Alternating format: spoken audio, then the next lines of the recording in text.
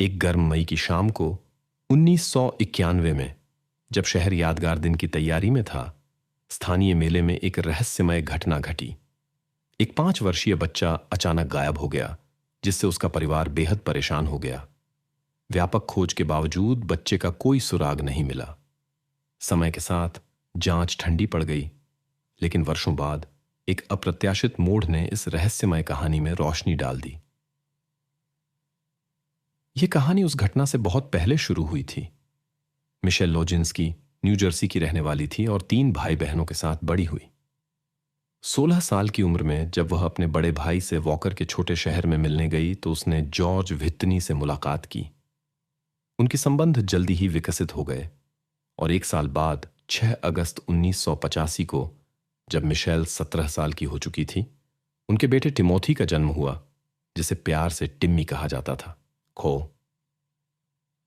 हालांकि यह पारिवारिक खुशी अधिक समय तक नहीं टिक पाई। बच्चे के जन्म के आधे साल बाद मिशेल अपने बच्चे के साथ राज्य के दक्षिण में अपनी बहन के पास चली गई। उसने स्कूल छोड़ दिया और खुद और अपने बेटे का पालन पोषण करने के लिए कम वेतन वाली नौकरियां करनी शुरू की। जल्द ही युवा मां ने अपना घर ले लिया ताकि वह काम और टिम्मी की देखभाल को साथ साथ कर सके। मिशेल का जीवन आसान नहीं था। उसे अपने निजी जीवन में कठिनाइयों का सामना करना पड़ा, क्योंकि कई पुरुष किसी और के बच्चे की जिम्मेदारी लेने के लिए तैयार नहीं थे। स्थिति 1990 की शुरुआत में और भी कठिन हो गई, जब मिशेल की बहन और बहनोई, जो टिम्मी की देखभाल में उसकी सबसे बड़ी मदद थे, एक अन्य राज्य में चले गए। मिशेल के लिए अपनी जिम्मेदारियों को निभाना और भी मुश्किल हो गया। वह अक्सर काम में देर से पहुंचती थी और कभी कभी अपने बेटे को भी साथ लाती थी। जब टिम्मी ने प्राथमिक विद्यालय में दाखिला लिया तो उसे भी स्कूल में हाजिरी और समय पर आने में समस्याएं होने लगीं। हालांकि जीवन में कठिनाइयां थीं, मिशेल को एक देखभाल करने वाली और ध्यान रखने वाली मां के रूप में जाना जाता था। वह हमेशा अपने बेटे को सभी आवश्यक चीजें देने की कोशिश करती थी और उसने यहां तक कि सेंट मारिया के प्रतिष्ठित निजी स्कूल में उसकी शिक्षा के लिए पैसे बचाए थे। शुक्रवार 25 मई 1991 को, स्मारक दिवस से एक दिन पहले, मिशेल ने अपने 5 वर्षीय टिम्मी के साथ पड़ोसी शहर साई एरियल के कैनेडी पार्क में समारोह में भाग लेने की योजना बनाई थी। दिन की शुरुआत सुबह की खरीदारी से होनी थी और शाम को अपने बेटे और छोटी भतीजी के साथ मेले का दौरा करने का कार्यक्रम था। शाम, हालांकि, योजना के अनुसार नहीं चली। मिशेल शाम के करीब 7:30 बजे मेला पहुंची, लेकिन अपनी भतीजी के बिना और इस योजना में बदलाव की जानकारी उसकी मां को नहीं दी थी। मिशेल के अनुसार वह टिम्मी को तब खो बैठी जब वह एक पेय खरीदने के लिए थोड़ी देर के लिए विचलित हो गई थी। मिशेल ने मेले में अपनी 13 वर्षीय भतीजी जेनिफर ब्लेयर और उसकी सहेली से मुलाकात की और उन्हें चिंतित होकर बताया कि क्या हुआ था। थोड़ी देर बाद सभी तीनों पुलिस स्टेशन में थे और उन्होंने बच्चे की गुमशुदगी की रिपोर्ट दी। पुलिस ने स्थिति की गंभीरता को समझा और तुरंत एक व्यापक खोज अभियान शुरू किया। पुलिस, फायर ब्रिगेड, खोजी कुत्तों और कई स्वयंसेवकों के संयुक्त प्रयासों के बावजूद टिम्मी को न तो मेले के मैदान में और न ही आसपास के क्षेत्र में पाया जा सका। खोज अभियान देर रात तक चला, फिर सुबह तक के लिए रोक दिया गया। पहली किरणों के साथ गुमशुदा की खोज के प्रयासों को नई ताकत के साथ फिर से शुरू किया गया। 300 से अधिक स्वयंसेवकों ने पार्क और आसपास के क्षेत्रों को छान मारा। हवाई और जल संसाधनों का उपयोग किया गया। दोपहर तक जांचकर्ताओं ने निष्कर्ष निकाला कि इस क्षेत्र में आगे की खोज बेकार है। घटना के दिन अधिकारियों ने किसी भी सुराग की उम्मीद में मिशेल की कार और घर की गहन तलाशी ली, लेकिन कोई सफलता नहीं मिली। इसी समय जांचकर्ताओं ने टिम्मी के पिता और मिशेल के पूर्व साथियों से पूछताछ की। हालांकि इन सभी को घटनास्थल पर उनकी उपस्थिति के अचूक सबूतों के कारण संदिग्धों की सूची से बाहर कर दिया गया। समारोह के कर्मचारियों और आगंतुकों से पूछताछ के बाद भी कोई महत्वपूर्ण परिणाम नहीं निकला। युवाओं के एक समूह ने दावा किया कि उन्होंने किसी ऐसे व्यक्ति को देखा था जो गुमशुदा के विवरण से मेल खाता था, जब तक कि वह गायब नहीं हुआ। एक गवाह ने बताया कि उसने घटना से कुछ देर पहले मिशेल से बात की थी और उस समय वह अकेली थी।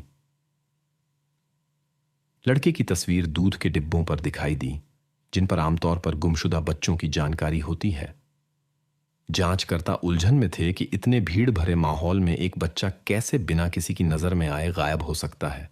स्थिति ने उस समय एक अप्रत्याशित मोड़ लिया जब गुमशुदा की मां से बातचीत की गई। मिशेल ने बताया कि उसने शाम 7 बजे के आसपास अपने बेटे को एक लाइन में छोड़ दिया था ताकि वह एक पेय खरीद सके, और जब वह वापस आई तो वह पहले ही गायब हो गया था। उसने यह भी बताया कि उन्होंने मेले में आने से पहले फुटबॉल खेला और एक छोटे चिड़ियाघर का दौरा किया था। हालांकि उस दिन आधिकारिक तौर पर उस स्थान पर जहां मिशेल का बेटा कथित तौर पर गायब हुआ था, पहुंचना संभव नहीं था। दोस्तों और पड़ोसियों से पूछताछ का कोई नतीजा नहीं निकला।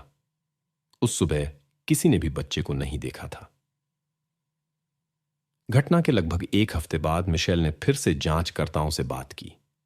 उसने अपनी मूल कहानी को दोहराया कि उसने टिम्मी को तब खो दिया जब वह एक ड्रिंक लेने गई थी। लेकिन कुछ ही दिनों बाद उसकी कहानी अचानक बदल गई।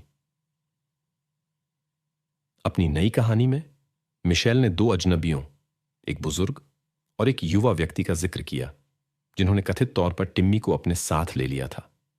उसने दावा किया कि उसने हस्तक्षेप करने की कोशिश की, लेकिन बुजुर्ग व्यक्ति ने लड़के को नुकसान पहुंचाने की धमकी दी। लेकिन उसी शाम मिशेल पुलिस स्टेशन आई और कबूल किया कि उसने यह कहानी जनता की अपेक्षाओं के दबाव में गढ़ी थी। लेकिन अजीब बयानों की यह श्रृंखला यहीं खत्म नहीं हुई। अगले दिन जांचकर्ताओं के साथ एक और बातचीत में मिशेल ने घटनाओं का एक बिल्कुल नया संस्करण प्रस्तुत किया। अब उसकी कहानी में एक निश्चित एलेन का जिक्र हुआ, एक महिला जिसे मिशेल अपने बैंक के काम से जानती थी। मिशेल के अनुसार एलेन ने 2 पुरुषों और एक महिला के साथ टिम्मी की देखभाल करने की पेशकश की थी, जबकि उसकी मां ने पेय लेने के लिए गई थी। जब मिशेल वापस आई तो उसने पाया कि सभी उसके बेटे सहित गायब हो चुके थे। जब उससे पूछा गया कि उसने यह पहले क्यों नहीं बताया, तो मिशेल ने अपने परिवार की सुरक्षा के लिए डर को कारण बताया। उसके बयानों में इन लगातार बदलावों ने केवल मामले को और उलझा दिया और जांचकर्ताओं को यह स्पष्ट नहीं हो पाया कि वास्तव में टिम्मी के साथ क्या हुआ था।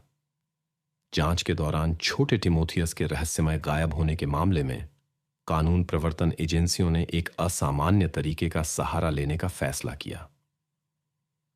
उन्होंने मिचेल के पूर्व साथी से अनुरोध किया कि वह गुप्त रूप से उस बच्चे की मां के साथ अपनी बातचीत रिकॉर्ड करे, लेकिन यह कोशिश अपेक्षित परिणाम नहीं दे सकी। मिचेल ने केवल एक निश्चित एलन के बारे में पहले से बताई गई कहानी को दोहराया। 1 हफ्ते बाद मिचेल के साथ एक और बातचीत हुई। इस बार उसने अपनी कहानी में नए विवरण जोड़े और एक अनजान व्यक्ति के साथ एक अप्रिय घटना का जिक्र किया।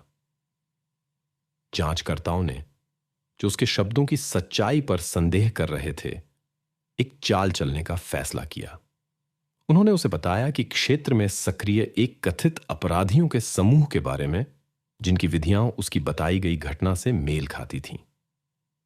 मिचेल, जो इस चाल में फंस गई, ने कहा कि टिमोथियस को शायद 1 महीने के भीतर वापस लाया जा सकता है, बशर्ते वह चुप रहे। लेकिन जब जांचकर्ताओं ने विवरण स्पष्ट करना शुरू किया तो मिचेल ने अचानक बातचीत को बंद कर दिया और कमरे से बाहर चली गई। इस इंटरव्यू ने मिचेल के खिलाफ संदेह को और बढ़ा दिया, खासकर जब उसने 2 बार लाई डिटेक्टर टेस्ट में असफल रही। इसके बाद उसने जांचकर्ताओं के साथ आगे के सहयोग से इनकार कर दिया। विरोधाभासी बयानों के बावजूद उसके खिलाफ कोई ठोस सबूत नहीं थे और जांच सभी संभावित दिशाओं में जारी रही। टिमोथियस के गायब होने के 5 महीने बाद एक अप्रत्याशित मोड़ आया। स्थानीय शिक्षक डैन ओमाली ने हंटर पार्क में बच्चों के जूते खोजे, जो उन जूतों से मिलते जुलते थे जो बच्चा गायब होने के दिन पहने हुए था। जब इस खोज को मिचेल को दिखाया गया तो उसने पहले तो अपने बेटे के जूतों से समानता से इनकार कर दिया, लेकिन जब यह जानकारी प्रेस तक पहुंच गई और सार्वजनिक ध्यान आकर्षित किया तो मिचेल ने अचानक अपना विचार बदल दिया और स्वीकार किया कि यह टिमोथियस के जूते हो सकते हैं। पुलिस ने खोज स्थल की पूरी जांच की, लेकिन कोई और सुराग नहीं मिला। इस घटना ने एक बार फिर छोटे टिमोथियस के रहस्यमय गायब होने पर जनता का ध्यान केंद्रित किया, लेकिन दुर्भाग्य से जांच को रहस्य की सुलझने के करीब नहीं लाया। रहस्यमय गायब होने के लगभग 1 साल बाद जांच दल ने उस स्थान को फिर से खोजने का फैसला किया जहां पहले जूते मिले थे। सभी की हैरानी के लिए उन्होंने लगभग तुरंत पहले की खोज के पास दूसरा जूता खोज लिया। जब उन्होंने खोज जारी रखी तो उन्हें कुछ ऐसा मिला जिसने उनके दिलों की धड़कन रोक दी। अवशेष जो शायद खोए हुए व्यक्ति के थे। इस दुखद खोज के पास एक फावड़ा, तकिए के कवर, एक बड़ी नीली कंबल और अन्य वस्तुएं पाई गईं। अवशेषों की स्थिति के कारण घटना के सटीक कारण का निर्धारण करना संभव नहीं था, लेकिन विशेषज्ञों ने पुष्टि की कि वे लापता व्यक्ति के थे। जब जांचकर्ताओं ने मिचेल को खोज के बारे में बताया तो उनकी प्रतिक्रिया, या बल्कि उसकी अनुपस्थिति, ने उन्हें भ्रमित कर दिया। वहीं रिश्तेदार और स्थानीय समुदाय इस खबर से गहरे सदमे में थे। इस खोज के बाद जांच ने एक नया मोड़ लिया। जांचकर्ताओं ने टिम्मी के पिता और मिचेल के 2 पूर्व साझेदारों से फिर से पूछताछ की, लेकिन उनमें से किसी ने भी संदेह नहीं जगाया। एक रहस्यमयी महिला, एलेन नाम की, भी नहीं मिली। परिणाम स्वरूप ध्यान फिर से बच्चे की मां मिचेल पर गया। उसका व्यवहार सवाल खड़े कर रहा था। वह लगातार घटनाओं का अपना संस्करण बदलती रही और लाई डिटेक्टर टेस्ट 2 बार पास नहीं कर पाई। कई लोगों ने देखा कि उसकी भावनात्मक प्रतिक्रियाएं स्थिति से मेल नहीं खाती थीं। वह एक इंटरव्यू के दौरान अनुचित तरीके से हंस सकती थी। एक बार पत्रकारों ने उससे सीधे पूछा कि वह अपने बेटे के गायब होने पर इतनी कम भावनाएं क्यों दिखाती है। उसने कहा, मुझे नहीं लगता कि अपनी भावनाओं को सार्वजनिक रूप से दिखाना जरूरी है, सिर्फ इसलिए कि कोई इसकी उम्मीद करता है। इस दृष्टिकोण ने लोगों में अलग अलग प्रतिक्रियाएं पैदा की। टिमोथियस के गायब होने के बाद चिंतित लोगों ने फ्रेंड्स फंड की स्थापना की ताकि उसकी खोज के लिए पैसे जुटाए जा सकें। शुरुआत में मिचेल ने इस पहल का समर्थन किया और यहां तक कि फंड के बोर्ड में भी शामिल हुई। पहली धनराशि जुटाने का अभियान उस कैथोलिक स्कूल में आयोजित किया गया जहां टिमोथियस पढ़ता था। मिचेल के सुझाव पर उस शाम के लिए नर्तकियों को आमंत्रित किया गया, जो कई लोगों को पसंद नहीं आया। लोगों को यह कैथोलिक स्कूल और कार्यक्रम के उद्देश्य के लिए अनुपयुक्त लगा। आलोचना के बावजूद मिचेल ने अगले धन जुटाने वाले अभियान के लिए इस प्रारूप पर जोर दिया। जब फंड के बोर्ड ने इस विचार को अस्वीकार कर दिया तो उसने बोर्ड से इस्तीफा दे दिया। इसके अलावा उसने अपने वकील के माध्यम से फंड को किसी भी तरह की टिमोथियस की तस्वीरों का उपयोग करने से मना कर दिया, जिससे खोज में शामिल सभी लोग हैरान रह गए। ध्यान देने योग्य बात यह है कि जहां टिमोथियस के निशान मिले थे वह उस ऑफिस पार्क के पास था जहां मिचेल पहले काम करती थी। उसने इस तथ्य का अपने इंटरव्यू में जिक्र नहीं किया। इसके अलावा अपने बेटे के गायब होने के कुछ महीने बाद उसका बहामास में छुट्टियों पर जाना, जहां उसे वहां छुट्टियां मनाने वाले पुलिसकर्मियों ने पहचान लिया, इसने भी सवाल खड़े किए। जिस दिन टिमोथियस से संबंधित सबूत मिले उस दिन पुलिस को एक गुमनाम पत्र मिला। उसमें एक व्यक्ति का जिक्र था जो मिचेल के प्रति गुस्से के कारण इस घटना में शामिल हो सकता था। इस जानकारी ने जांच में एक नया मोड़ जोड़ा और कई सवाल अनुत्तरित छोड़ दिए। जांचकर्ताओं ने एक असामान्य विवरण पर ध्यान दिया। मिचेल का नाम गलत लिखा हुआ था। इससे उन्हें एक संभावित साजिश का संदेह हुआ। यह माना गया कि मिचेल ने जानबूझकर इस गलती को किया होगा ताकि संदेह को खुद से दूर कर सके। विशेषज्ञों ने संदेश को जैविक निशानों के लिए सावधानीपूर्वक जांचा, लेकिन उन्हें मिचेल या किसी अन्य ज्ञात व्यक्ति से संबंधित कुछ भी नहीं मिला। मिचेल से संबंधित संदिग्ध परिस्थितियों की एक श्रृंखला के बावजूद कानून प्रवर्तन एजेंसियों के पास ऐसा कोई ठोस सबूत नहीं था जो उसे इस घटना से जोड़ सके। जांच एक ठहराव पर आ गई और इस बीच मिचेल प्रेस का ध्यान आकर्षित करने से बचने के लिए अपने भाई के पास पड़ोसी शहर चली गई। 2 साल बाद 1994 में मिचेल अप्रत्याशित परिस्थितियों में फिर से ध्यान के केंद्र में आ गई। उसने अपने रिश्तेदारों को बताया कि उसका पीछा किया जा रहा था। एक दिन उसके भाई ने मिचेल की कार को खुली दरवाजे के साथ पाया, जिसमें उसके चश्मे और उसके हैंडबैग थे। वाहन की तलाशी के दौरान पुलिस को केवल एक अजीब चीज मिली, एक FBI एजेंट का विजिटिंग कार्ड, जिस पर पीछे की तरफ लिखा था, हम जल्द ही मिलेंगे, खा, यह अभी खत्म नहीं हुआ है। व्यापक खोज अभियान शुरू हो गए, लेकिन अप्रत्याशित रूप से मिचेल ने खुद पुलिस से संपर्क किया। उसने दावा किया कि उसे किडनैप कर लिया गया और फिर डेट्रॉइट में उसके घर से 1000 किलोमीटर दूर छोड़ दिया गया। उसके बयान के अनुसार 2 लोग जो खुद को FBI एजेंट बताकर उसे एक कार में बिठाया और डेट्रॉइट ले गए, जहां बाद में उसे छोड़ दिया गया।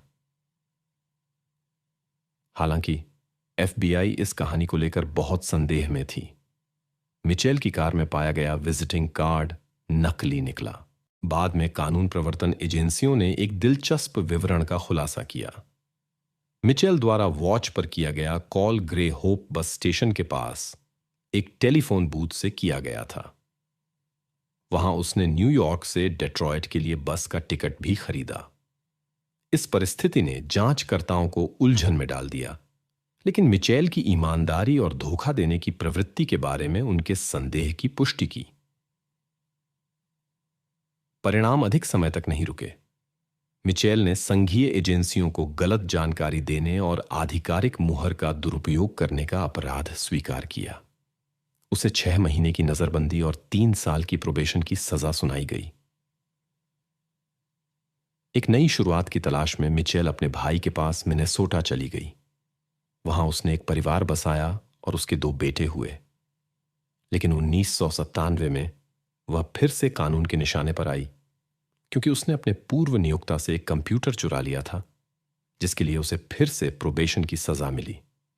3 साल बाद उसकी शादी टूट गई और वह अपने बच्चों के साथ अपनी बड़ी बहन के पास फ्लोरिडा चली गई। सभी इन वर्षों में मिचेल ने टिमी की तस्वीरें संभाल कर रखीं और अपने अन्य बच्चों को अपने बड़े भाई के बारे में बताया। टिमोथी का मामला लंबे समय तक अनसुलझा रहा, हालांकि कभी कभी अभियोजन पक्ष द्वारा जांच फिर से शुरू करने की घोषणाएं की जाती थीं। स्थिति में बदलाव आया 2010 की शुरुआत में, जब एक नए जांचकर्ता ने इस मामले को नई दृष्टि से देखने का निर्णय लिया। उसने देखा कि कुछ सबूत जो अपराध स्थल पर पाए गए थे, मिचेल के रिश्तेदारों को कभी नहीं दिखाए गए थे, विशेष रूप से कंबल और तकिए के कवर। जांचकर्ता कंबल पर ध्यान केंद्रित करते हुए सोच रहे थे कि यह मिचेल के घर से हो सकता है। उन्होंने पुराने तस्वीरों की खोज की, लेकिन किसी भी तस्वीर में ऐसा कोई कंबल नहीं मिला। 20 साल बाद जांचकर्ताओं ने उन सभी से पूछताछ शुरू की जो इस कंबल को पहचान सकते थे। इस मामले में बड़ा बदलाव तब आया जब मिचेल की भतीजी जेनिफर ब्लेयर पुलिस स्टेशन आई। उसे यह नहीं पता था कि उसे क्यों बुलाया गया था, लेकिन उसने तुरंत टेबल पर रखे उस घिसे हुए कंबल को पहचान लिया और बताया कि यह टिम्मी के घर का है।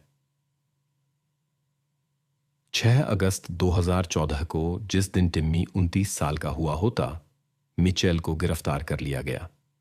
मुकदमा 16 मार्च 2016 को शुरू हुआ, जो घटना के लगभग 25 साल बाद हुआ। कंबल एक निर्णायक सबूत बन गया और जेनिफर मुख्य गवाह। बाद में 2 अन्य महिलाओं ने, जो परिवार को जानती थीं, इस बात की पुष्टि की कि कंबल वास्तव में टिम्मी के घर से था। जांचकर्ताओं का मानना था कि युवा मां एक कठिन जीवन स्थिति में थी, क्योंकि वह अपने बच्चे की देखभाल को अपने निजी जीवन और करियर के साथ संतुलित करने की कोशिश कर रही थी। उसने अक्सर नौकरियां बदलीं और उसकी रिश्तों में स्थिरता नहीं थी।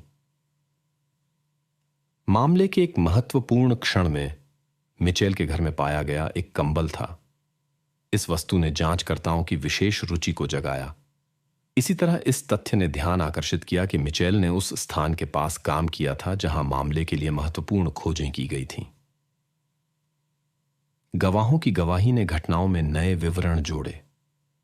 एक महिला ने दावा किया कि उसने मिचेल को बिना उसके बच्चे के एक कार्निवाल में देखा था। मिचेल के पूर्व साथी ने एक पड़ोसी के कुत्ते के साथ हुए एक अप्रिय घटना के बारे में बताया, जिसके बाद टिमोथी को चिकित्सीय सहायता की आवश्यकता पड़ी थी। उसने यह भी संदेह व्यक्त किया कि मिचेल पारिवारिक जीवन के लिए तैयार थी, जिससे उनके अलगाव का कारण बना। जांचकर्ताओं ने मिचेल की कहानियों में बदलाव और उसके असामान्य व्यवहार पर ध्यान दिया जब वह अपने बेटे की तलाश कर रही थी। हालांकि बचाव पक्ष ने जोर देकर कहा कि मिचेल टिमोथी से बहुत प्यार करती थी और वह वैसी व्यक्ति नहीं थी जैसा कि अभियोजन पक्ष ने उसे पेश करने की कोशिश की थी। वकीलों ने इस बात पर जोर दिया कि मिचेल के खिलाफ सभी सबूत केवल अप्रत्यक्ष थे। मिचेल का मामला कानूनी हलकों में कई चर्चाओं का विषय बना। उसके वकील ने प्रत्यक्ष सबूतों की कमी पर जोर दिया। न तो कोई कबूलनामा था, न कोई वैज्ञानिक प्रमाण और न ही कोई वस्तु थी जो उसे घटना से जोड़ती हो।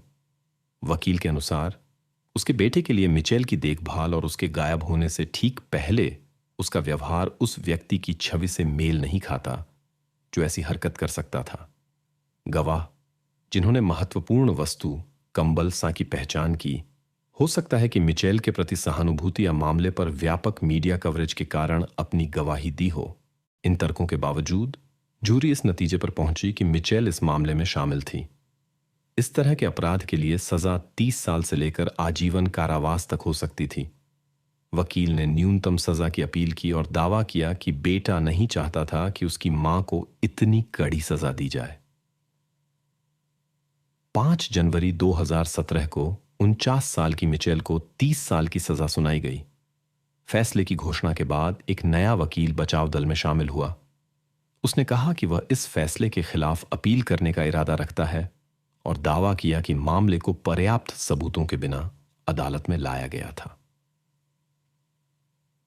सभी अपीलें खारिज कर दी गईं जब तक कि मामला न्यू जर्सी के सर्वोच्च न्यायालय में नहीं पहुंचा। 7 न्यायाधीशों में से एक ने खुद को हटा लिया क्योंकि वह पहले मिचेल के बेटे के लापता होने के दौरान अभियोजन पक्ष में काम कर चुके थे। शेष 6 न्यायाधीश बराबर विभाजित थे। ऐसे मामलों में सामान्यतः मूल निर्णय बरकरार रहता है। मिचेल का प्रतिनिधित्व करने वाले वकीलों ने जोर देकर कहा कि यह मतभेद उसके निष्पक्ष सुनवाई के अधिकार का उल्लंघन करता है। उन्होंने इस मामले की समीक्षा के लिए सर्वोच्च न्यायालय से गुहार लगाई। एक असामान्य कदम में उन्होंने इस अभूतपूर्व मामले में एक निर्णय लेने के लिए एक निचली अदालत के न्यायाधीश को शामिल किया। सभी को आश्चर्यचकित करते हुए फैसला मिचेल के पक्ष में गया। अंतिम निर्णय में यह कहा गया कि पहले कभी भी इतने कमजोर सबूतों के आधार पर सजा नहीं दी गई थी। निर्णय में 2 कारक निर्णायक थे। पहले, न्यायाधीश ने गवाहों की गवाही पर गंभीर संदेह व्यक्त किया।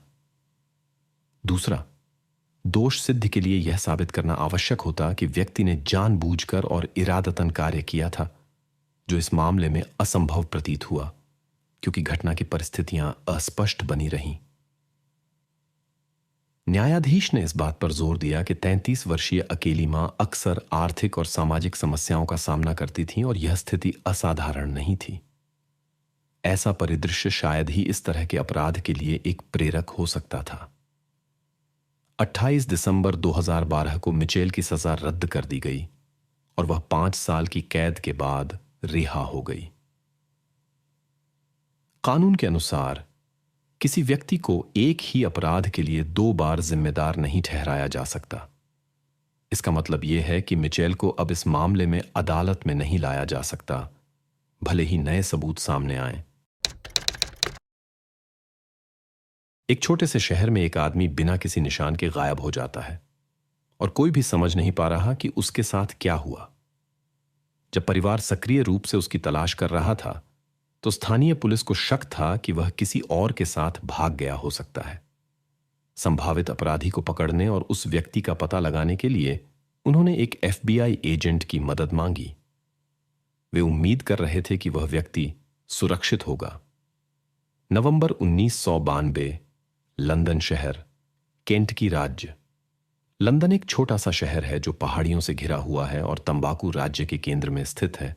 मैनचेस्टर के बड़े शहर से ज्यादा दूर नहीं है। यहां कई परिवार कई पीढ़ियों से रह रहे हैं और लगभग हर कोई एक दूसरे को जानता है।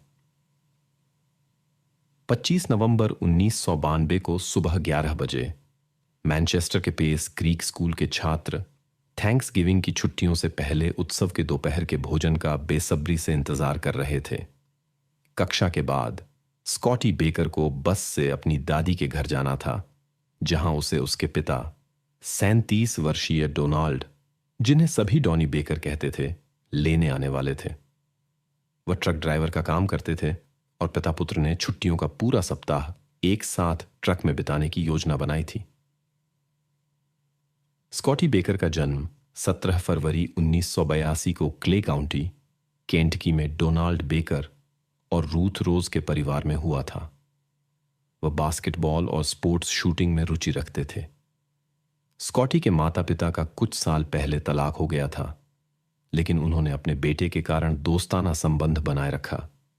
हालांकि वह ज्यादातर समय अपनी मां के साथ रहते थे। उसी समय स्कॉटी अक्सर अपने पिता और उनकी नई पत्नी 22 वर्षीय स्टेफनी के साथ भी रहते थे। सबसे अच्छा, लड़का अपने पिता के साथ ट्रक में यात्रा करना पसंद करता था। इस साल रूथ, स्कॉटी की मां, पहली बार अपने बेटे के बिना थैंक्स गिविंग मनाने वाली थी। रूथ ने अपने बेटे स्कॉटी को खुश करने का फैसला किया और स्कूल पहुंच गई ताकि वह बस में चढ़ने से पहले उसे ले सके। जब वह कार में इंतजार कर रही थी तो उसने देखा कि उसकी बहन स्कूल में अपने भाई को ढूंढने गई थी। हालांकि जब उसकी बेटी अकेली लौट आई और कहा कि स्कॉटी कहीं नहीं मिल रहा है, तो रूथ ने सोचा कि उसने शायद बस ले ली थी, क्योंकि उसने स्कूल को अपनी योजनाओं के बारे में नहीं बताया था।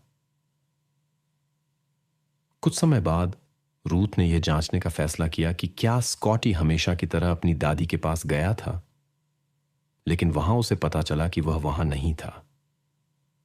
चिंतित होकर उसने अपने दोस्तों के माता पिता को फोन करना शुरू किया, यह उम्मीद करते हुए कि उनमें से कोई जानता हो कि वह कहां हो सकता है। यह सुनिश्चित करने के बाद कि उसके किसी भी दोस्त ने स्कॉटी को नहीं देखा था, परिवार ने आसपास के क्षेत्र की तलाशी ली, लेकिन उसे नहीं मिला। रूथ और उसकी बेटी स्कूल वापस आ गईं, यह पता लगाने के लिए कि क्या वह किसी कारण से वहां रुका हुआ था। रूथ ने शिक्षक कक्ष में प्रिंसिपल को पाया और अपने बेटे की तलाश में मदद करने के लिए कहा। उस समय सभी शिक्षक जा चुके थे और प्रिंसिपल ने वादा किया कि वह स्कॉटी के शिक्षक को घर पर फोन करेंगे ताकि स्थिति स्पष्ट हो सके। उस क्षण में रूथ ने मेज पर उपस्थिति रजिस्टर देखा और देखा कि स्कॉटी को 11:30 बजे उठाया गया था। प्रिंसिपल ने तुरंत स्कूल सचिव से विवरण जानने के लिए संपर्क किया। सचिव ने बताया कि उस समय एक काले बालों वाली चश्मा पहने महिला कार्यालय में आई थी और खुद को पैट्रिशिया स्मिथ के रूप में प्रस्तुत किया। उसने कहा कि वह स्कॉटी बेकर को लेने आई है और उसे उसके पिता के पास ले जाएगी। उस समय स्कॉटी अपने सहपाठियों के साथ उत्सव के भोजन के लिए जा रहा था। सचिव ने स्कॉटी को बुलाया और उसे बताया कि उसके पास एक खुशी की खबर है, उसे पहले घर ले जाया जा रहा है। हालांकि सचिव कई माता पिता और छात्रों के रिश्तेदारों को जानती थी, उसने पहले कभी पैट्रिशिया स्मिथ को नहीं देखा था। फिर भी स्कॉटी खुश था और उस महिला के साथ चला गया जिसने रजिस्टर में साइन किया, उसका हाथ पकड़ा और वे एक साथ स्कूल से चले गए। रूथ ने नाम पैट्रिशिया को पहचाना क्योंकि वह स्कॉटी के पिता की चचेरी बहन थी। वह हैरान थी कि पैट्रिशिया ने बिना परिवार के किसी को सूचित किए लड़के को उठा लिया। चिंतित होकर रूथ ने महसूस किया कि वह अपने पूर्व पति की चचेरी बहन के बारे में बहुत कम जानती थी, न तो उसका फोन नंबर और न ही उसका पता। उसने प्रिंसिपल से कहा और उनसे पुलिस को बुलाने का अनुरोध किया। केंट की पुलिस ने स्कॉटी की तलाश के लिए 2 अधिकारी भेजे। प्रिंसिपल ने उन्हें लड़के की एक तस्वीर और उसके सहपाठियों के नाम और पते की सूची दी। रूथ ने पुलिस को वह सब कुछ बताया जो वह जानती थी। जांचकर्ताओं ने सबसे पहले पैट्रिशिया स्मिथ, रूथ के पूर्व पति की चचेरी बहन को खोजने का निर्णय लिया क्योंकि उसने स्कॉटी को स्कूल से उठाया था। पता चला कि पैट्रिशिया स्कूल के पास ही रहती थी और पुलिसकर्मी तुरंत उससे पूछताछ करने के लिए उसके पास गए। बातचीत के दौरान पैट्रिशिया ने बताया कि उसने स्कॉटी को स्कूल से नहीं उठाया था और वह बिल्कुल भी स्कूल सचिव की वर्णन से मेल नहीं खाती। जल्द ही उसका अलिबी सही साबित हुआ। शाम तक पुलिस ने स्कूल के 160 किलोमीटर के दायरे में रहने वाली सभी महिलाओं से पूछताछ की, जिनका नाम पैट्रिशिया स्मिथ था। उनमें से कई थीं। ये सभी महिलाएं थैंक्स गिविंग पर घर पर थीं और कोई भी सचिव की वर्णन से मेल नहीं खाती थी। सभी के पास एक मजबूत अलिबी था। यह स्पष्ट हो गया कि जिसने स्कॉटी को उठाया था उसने गलत नाम का उपयोग किया था। अज्ञात महिला द्वारा स्कॉटी को स्कूल से ले जाने के 8 घंटे बीत चुके थे। रूथ ने अपने पूर्व पति डॉनी, लड़के के पिता को पता लगाने की कोशिश की कि क्या वह कुछ जानता है। शिपिंग कंपनी के मैनेजर ने उसे बताया कि डॉनी अभी इलिनॉयज के लिए माल ले जा रहा है। महिला ने उनसे उसे संदेश देने का अनुरोध किया कि वह जल्द से जल्द उसे वापस कॉल करे।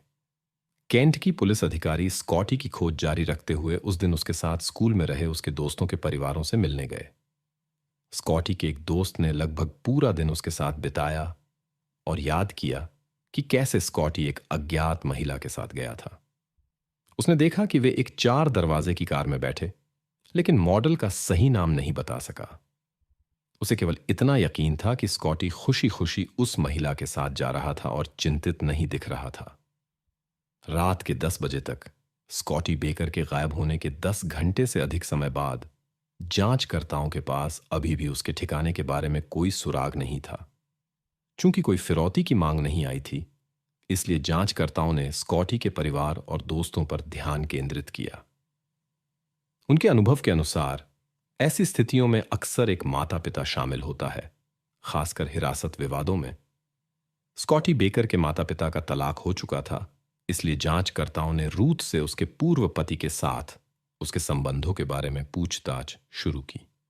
रूथ ने बताया कि उनका तलाक 5 साल पहले हुआ था। तब से उनके और डॉनी के बीच कोई घनिष्ठ संबंध नहीं थे, लेकिन उनके बेटे की खातिर उन्होंने दोस्ताना संपर्क बनाए रखा। तलाक कठिन था, मुख्य रूप से स्कॉटी की हिरासत के मुद्दों के कारण, लेकिन कुछ झगड़ों के बाद उन्होंने संयुक्त हिरासत पर सहमति व्यक्त की।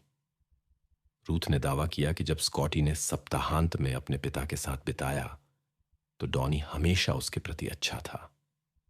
हालांकि उसने संदेह किया कि डॉनी की नई पत्नी स्टेफनी स्कॉटी के गायब होने में शामिल हो सकती है। 37 वर्षीय डोनाल्ड बेकर और 22 वर्षीय स्टेफनी स्पिट्जर अगस्त 1991 में मिले और अगले साल वैलेंटाइन डे पर शादी कर ली। रूथ के अनुसार पिछले 9 महीनों में स्टेफनी डॉनी के साथ स्कॉटी की निकटता को लेकर ईर्ष्यालु हो गई थी। रूथ ने यह भी बताया कि यह जानकारी स्वयं स्कॉटी से मिली थी, जिसने शिकायत की थी कि स्टेफनी के कारण वह अपने पिता के पास नहीं जाना चाहता था। इस प्रकार जांचकर्ताओं ने कई संदिग्धों की पहचान की: स्टेफनी बेकर, डॉनी बेकर और रूथ रोज। 26 नवंबर की आधी रात तक स्कॉटी बेकर 12 घंटे से अधिक समय से गायब था। डॉनी बेकर, जिसने अपने बेटे के गायब होने की खबर सुनी, ने इलिनॉयज में अपने ट्रक को छोड़ दिया और एक दोस्त के साथ लंदन केंट की लौटने का फैसला किया। स्टीफनी और उसके पिता डॉनी की वापसी की प्रतीक्षा कर रहे थे, जो अच्छी खबर की उम्मीद कर रहा था, लेकिन कोई खबर नहीं थी। थकावट के बावजूद डॉनी ने अपने बेटे की खोज पर जोर दिया। स्टीफनी के साथ मिलकर वे जंगल में गए, जहां वे अक्सर स्कॉटी के साथ शिकार करते थे और निशानेबाजी का अभ्यास करते थे, लेकिन उन्हें कोई निशान नहीं मिला। धन्यवाद दिवस की सुबह डॉनी और उसकी पूर्व पत्नी रूथ ने फोटो वाले पोस्टर लगाना शुरू किया। स्कॉटी के गायब होने के 1 दिन के बाद उनके बीच तनाव बढ़ गया। उन्होंने एक दूसरे पर स्कॉटी को छिपाने का आरोप लगाया, लेकिन परस्पर संदेहों के बावजूद उन्होंने पोस्टर लगाना जारी रखा। इस महत्वपूर्ण पारिवारिक दिन पर गायब हुए के बारे में कोई खबर नहीं थी, केवल सबसे अच्छे की उम्मीद बची थी। अगली सुबह पुलिसकर्मी डॉनी बेकर के घर आए, उनसे और उनकी नई पत्नी स्टीफनी से बात करने के लिए। जांचकर्ताओं को संदेह था कि पास का कोई व्यक्ति कुछ छिपा रहा है। एक पुलिसकर्मी ने अलग अलग पूछताछ की, ताकि एक की प्रतिक्रिया पर दूसरे का प्रभाव न हो। डॉनी चिंतित दिख रहा था, लेकिन पुलिसकर्मी को आश्वासन दिया कि वह अपने बेटे की खोज में हर संभव मदद देने के लिए तैयार है।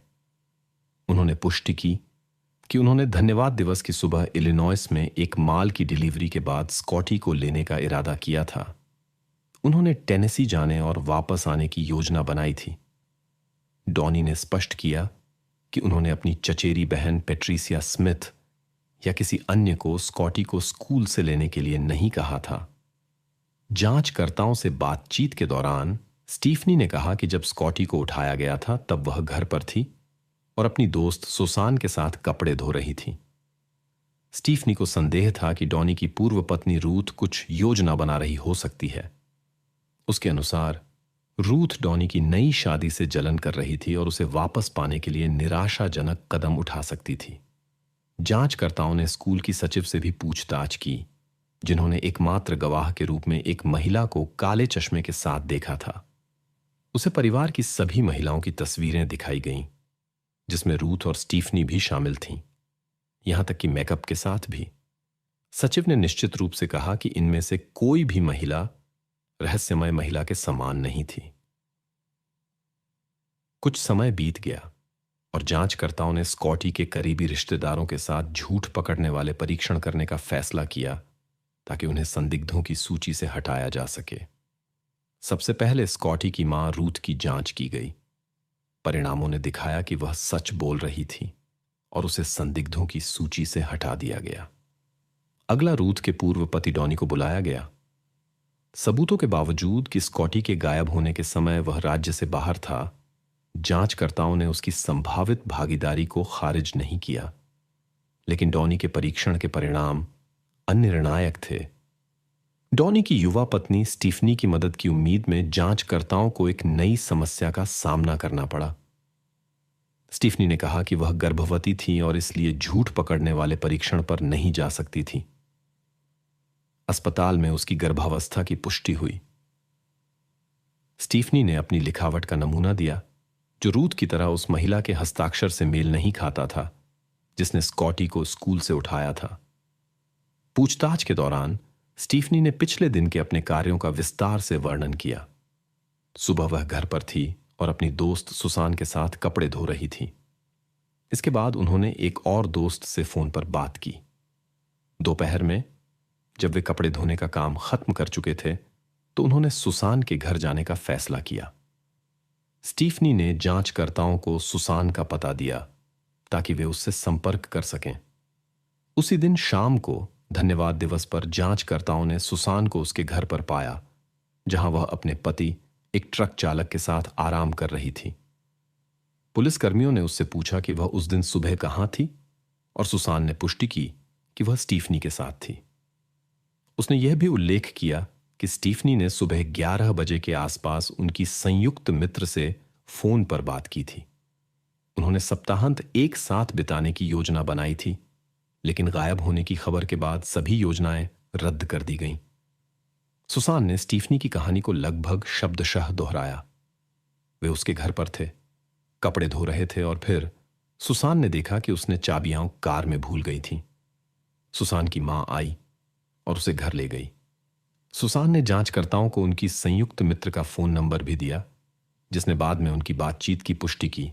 स्कॉटी बेकर की मां को याद है, धन्यवाद दिवस पर बर्फबारी हुई और स्कॉटी नहीं मिला। मैं शाम को खिड़की पर खड़ी थी और सोच रही थी, मेरा बेटा कहां है। बर्फ गिर रही थी और शायद उसे बहुत ठंड लग रही थी। जिसने उसे पकड़ा था उसने शायद उसे गर्म कपड़े नहीं दिए थे। मुझे यह भी नहीं पता था कि उसे कुछ खाने को मिला या नहीं। यह मेरे जीवन की सबसे दुखद बर्फबारी थी। शुक्रवार 27 नवंबर को एफबीआई का एक विशेष अन्वेषक उस टीम में शामिल हो गया जो स्कॉटी बेकर की तलाश कर रही थी।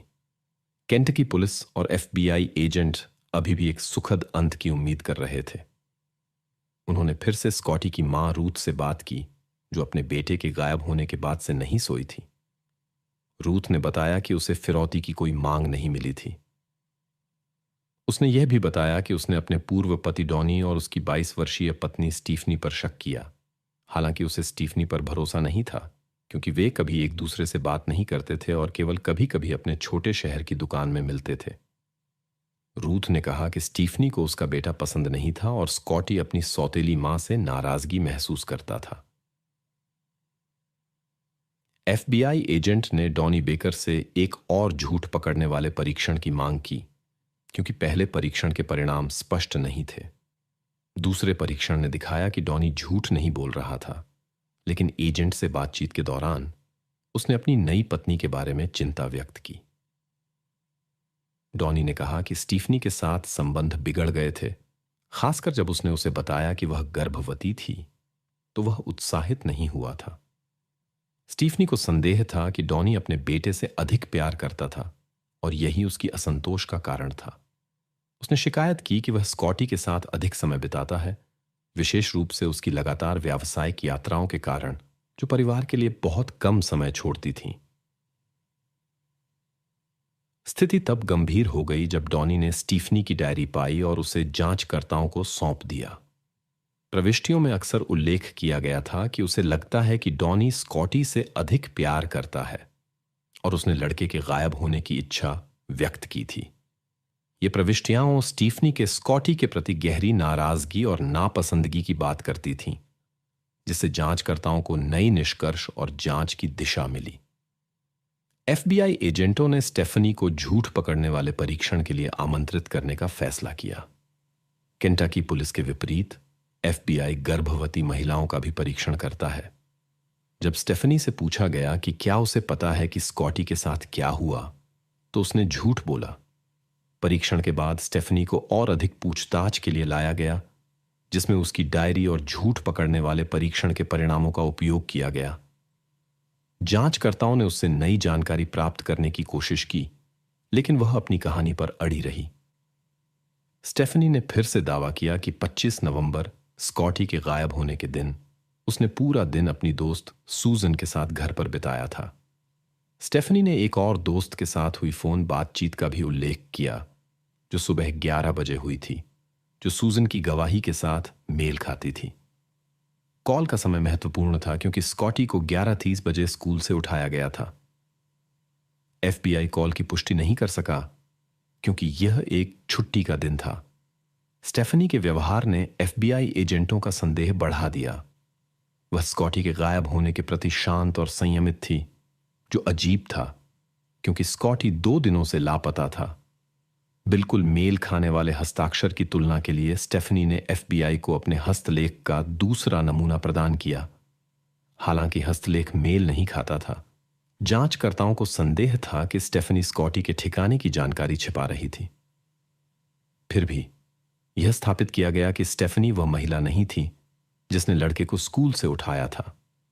स्टेफनी का अलिबी उसकी दोस्त सूजन की गवाही से पुष्टि हुआ।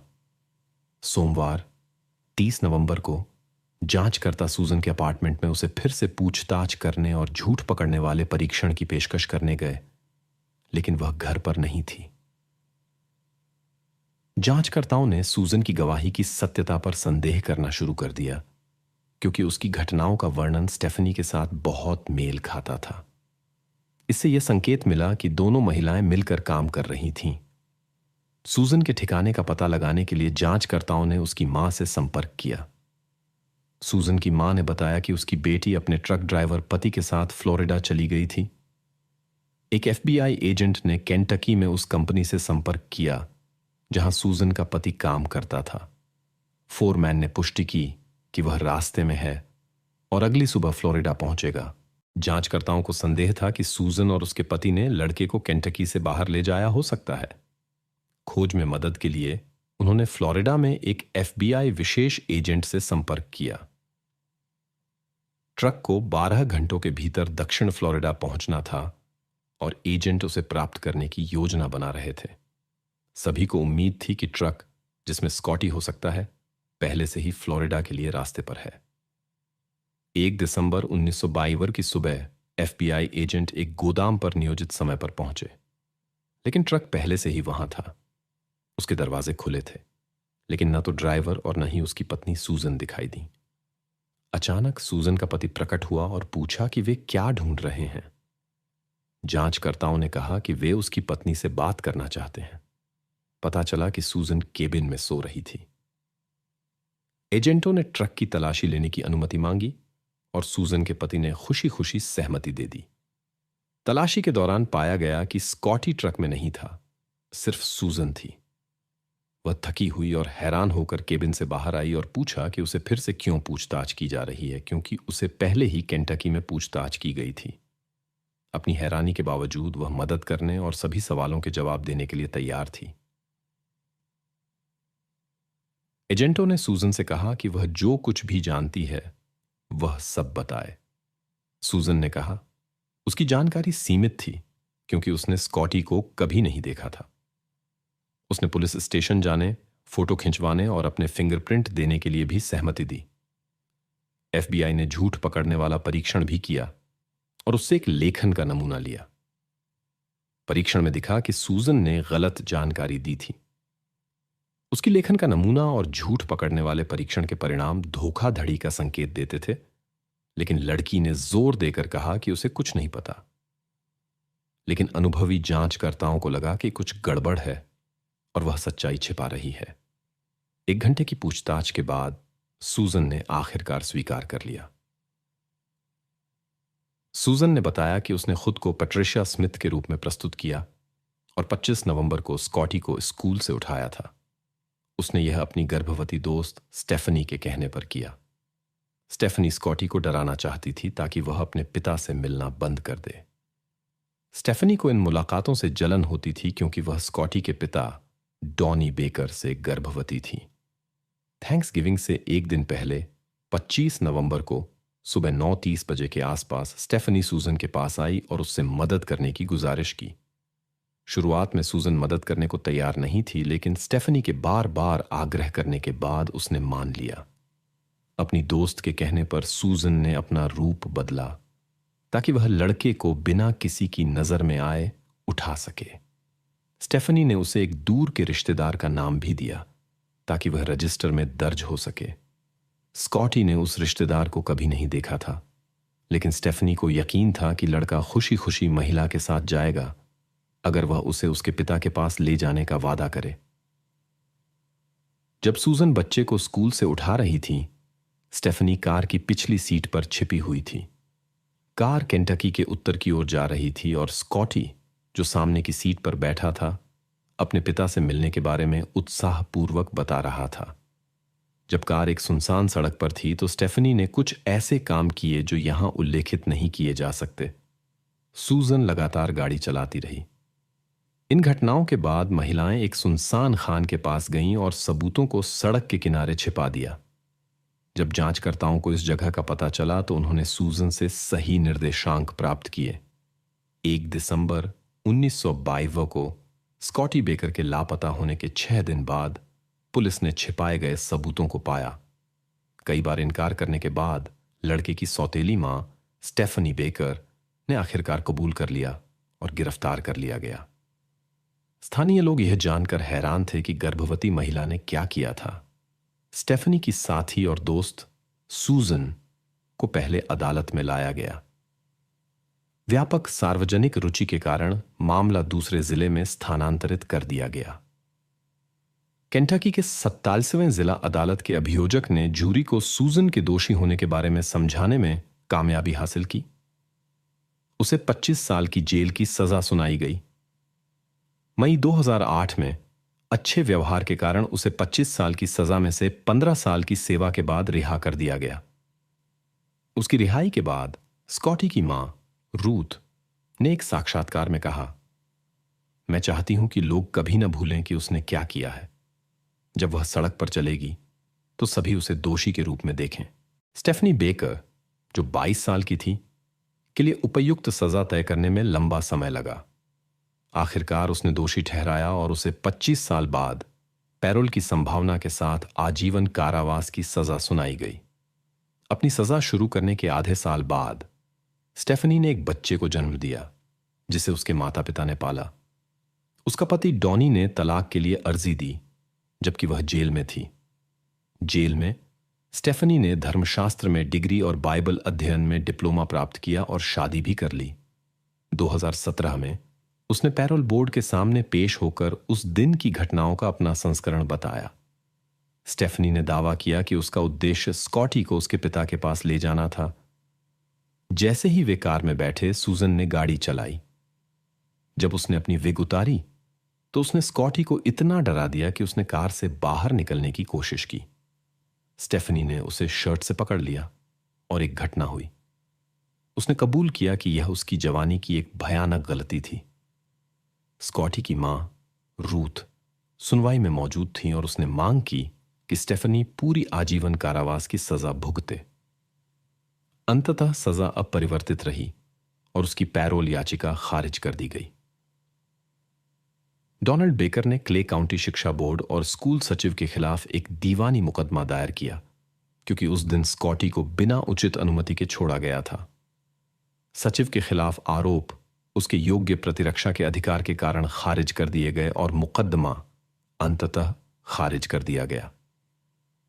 परिणाम स्वरूप केंटकी में एक कानून पारित किया गया जिसमें यह अनिवार्य किया गया कि हर व्यक्ति जो स्कूल से छात्रों को लेता है उसकी पहचान एक फोटो के माध्यम से की जाए। शहर के शांत कोनों में से एक में, जहां जीवन अपने सामान्य पाठ्यक्रम पर जा रहा था, एक गर्भवती मां ने गर्भावस्था के अंतिम हफ्तों में अपने घर में एक रात की घटना के केंद्र में खुद को पाया। मौके पर पहुंचे पुलिसकर्मियों ने घटना की परिस्थितियों की गहराई से जांच शुरू की और जल्द ही कई अप्रत्याशित और चिंताजनक तथ्य खोज निकाले। जांच की जटिलता के बावजूद जांचकर्ताओं ने रहस्यों के इस जाल को सुलझा लिया, लेकिन जो उन्होंने अंत में पाया वह इतना अप्रत्याशित और चौंकाने वाला था कि यहां तक कि अनुभवी जांचकर्ता भी खोजी गई सच्चाई से गहराई से हिल गए। लॉस एंजल्स के पास एक छोटे से शहर में 1950 के दशक के अंत में एक लड़की का जन्म हुआ जिसका नाम डायना था। उसने अपना बचपन उस परिवार में बिताया जिसमें उसके पिता ने अपना जीवन सैन्य सेवा को समर्पित किया, जबकि उसकी मां एक स्थानीय सिलाई की दुकान चलाती थी। डायना की किस्मत बदलने वाली मुलाकात तब हुई जब वह 19 साल की हो गई। उस शाम को एक स्थानीय कैफे में एक अजनबी जिसका नाम केविन था ने डायना और उसकी दोस्त की मदद की जब एक आदमी उन्हें परेशान कर रहा था। यह घटना उनकी पहचान की शुरुआत थी जो जल्द ही कुछ और में बदल गई। हालांकि उस समय केविन पहले से ही शादीशुदा था। उसकी शादी टूटने के कगार पर थी। डायना के साथ उसका रिश्ता तेजी से बढ़ा। जल्द ही वे साथ रहने लगे और फिर उन्हें पता चला कि वे एक बच्चे की उम्मीद कर रहे हैं। जैसे ही केविन का तलाक पूरा हुआ, इस जोड़े ने तुरंत शादी कर ली। नवविवाहित जोड़े ने एक छोटी किराए की अपार्टमेंट में शिफ्ट कर लिया। केविन ने पास के क्षेत्र में अपनी सैन्य सेवा जारी रखी, जिससे उसे हर शाम घर लौटने का मौका मिलता। डायना ने कुछ समय के लिए अपनी मां की सिलाई की दुकान में काम किया, लेकिन बच्चे के जन्म के कुछ समय पहले ही उसने घर पर रहना शुरू कर दिया।